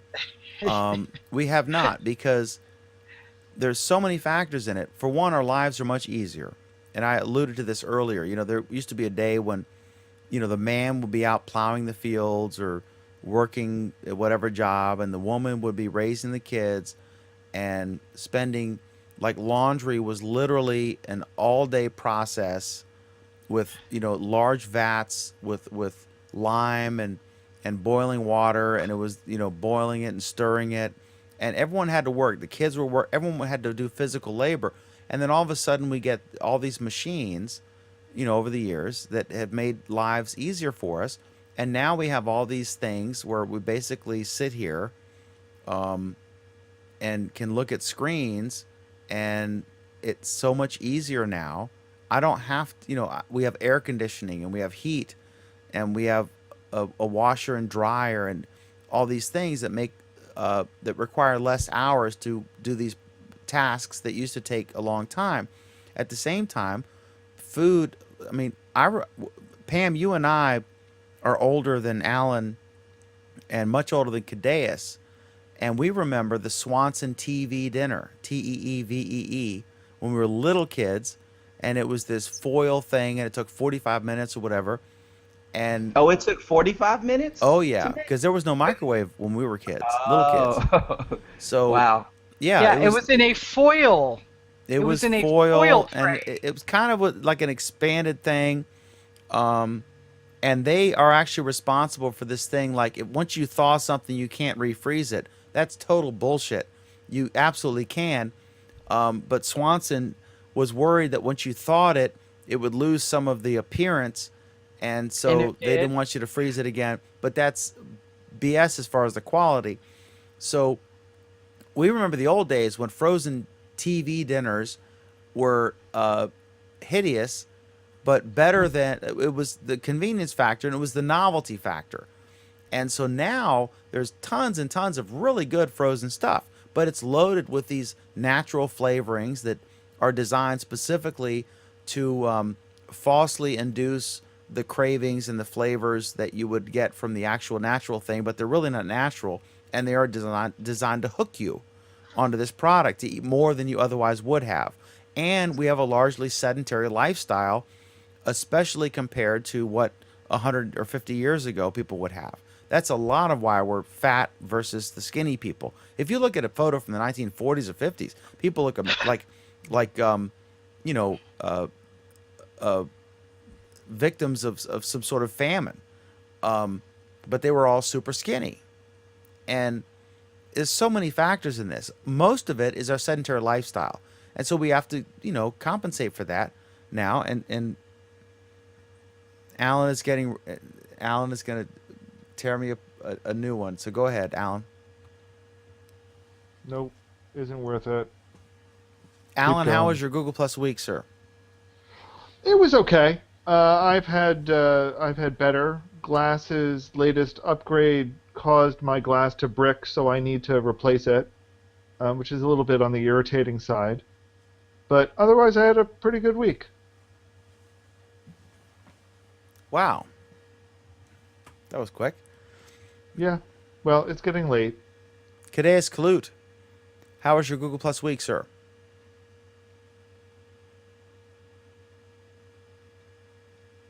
You're still muted, Cadeas. Sorry about that. Sorry about that. My Google Plus week was stressful. The first part, I was trying to get some stuff working, and I ended up ordering a whole bunch of stuff off Amazon, and then that failed, and then I had to go buy more stuff, and it's just turned into a $200 job. It's turned into a $1,000 job, so it's been crazy. But today I finally got in touch with somebody I haven't talked to in 2 years through Google. They found me through Google Plus, so it was pretty Not good. Facebook, really. I'm surprised. Well, I'm shocked that Craig is not here to hear this. So yeah, he found me through Google Plus. I think he knew that was probably the better way to reach me is some other way other than Facebook. So Probably because it's the last few days that he'll be able to do that, according to TechCrunch. Oh wow. He wanted to jump on board there. Yeah. So he got in touch with me and I'm trying to help him get stuff going and get his Facebook and YouTube and all that stuff up and running. So yeah. Okay, so that's awesome. And then one last chance. Sreek is in an airport. I guess he's leaving San Francisco. And he says if he talks to people next to me, he's going to kick me out of the airport. Sreek. So I think that explains his Google Plus week. If you want to give us a quick 10, 20 seconds on a sentence or two, you can do it now or forever hold your peace. Go ahead, Sreek. What's up? Yeah, I am in San Francisco Airport and I can't speak because there are people around me. Can you hear me? Yeah. Is there any truth to the rumors that you're replacing Vic Indotra as the SVP at Google? I'm in a position where I can't actually say no or yes about that news. You can believe what you want to believe. I had to come here. All right, later. All right, talk to you later. All right, hey, we want to appreciate you all very much for watching and commenting. It was awesome, and we love that. And so, How was your week, Dan? oh, my week was great. I'm working on a new video, and we did the first video, which is me talking. I'm working on this project with Craig, the area guy, which we were joking around because it's a very regional network on the East Coast, so it's not applicable to a lot of our viewers. But the areaguys.com/advertise or whatever, it's there, and it's me. I'm probably proudest of that video that we made and edited than anyone I've done, and I'm working on a second one now, but I'm kind of trying to up my game on that for the actual produced videos that look like a documentary or a TV, like with lots of rapid changing visuals and really great audio and music and all that stuff. So like to look like broadcast television quality stuff. So I'm pretty excited about that. And we're getting ready to scale this project, which we think is going to be $1 billion business. And we're excited about that. So that was my week. And then next week is going to be the print week. So I'll be, if you've noticed, I haven't posted as much as I normally do because I've been really working on this stuff. So that was my week. And also it was sad to see Vic leave. I was shocked, as everyone was. Vic is engaged with me online, privately and publicly. We've had funny things. We've had serious things. We've had interviews that were public, that broadcast and stuff. But he seems like a good guy. We're the same height. We're the same age. His kids are funny. It's sad to see him go, but change happens. People want to do something different. It's more like I said earlier, the term fear of change. So that's a lot of the shock, right? But good for him, for whatever he wants to do. And good for the new guy who gets to move up. And a whole bunch of lieutenants are going to be able to become captains, right? So this is, it's at one point, it's like, wow, I'm shocked that this guy's leaving who I'm so familiar with. At the same time, I'm going to make a new friend, and we'll have him on the show or do a separate Q&A or whatever we do. And a lot of folks are going to see change, and hopefully a better product will come out that we can all enjoy. So that's part of life as you grow and things happen and things change. So and I'm proud of the panel here, and I think we did a really excellent job of giving a fair analysis of all the stories that have come out. And Oh, come on. There are some more stories that came out that we didn't, bother to tear apart, like Scoble. I mean, but I agree. I know him too, so I don't want to. But I think this was a good, honest conversation, and we can, we can do more in the future. And this topic is not over or dead. But Unfortunately. But I am, as much as they troll me, I love these guys and gals like brothers and sisters and all of us. I know I can speak for this and say that we love the audience and we love what you guys do. So thank you so much. And keeping with the theme du jour, I will say we'll see you next week. Until then, have a wonderful Google Plus week. And then.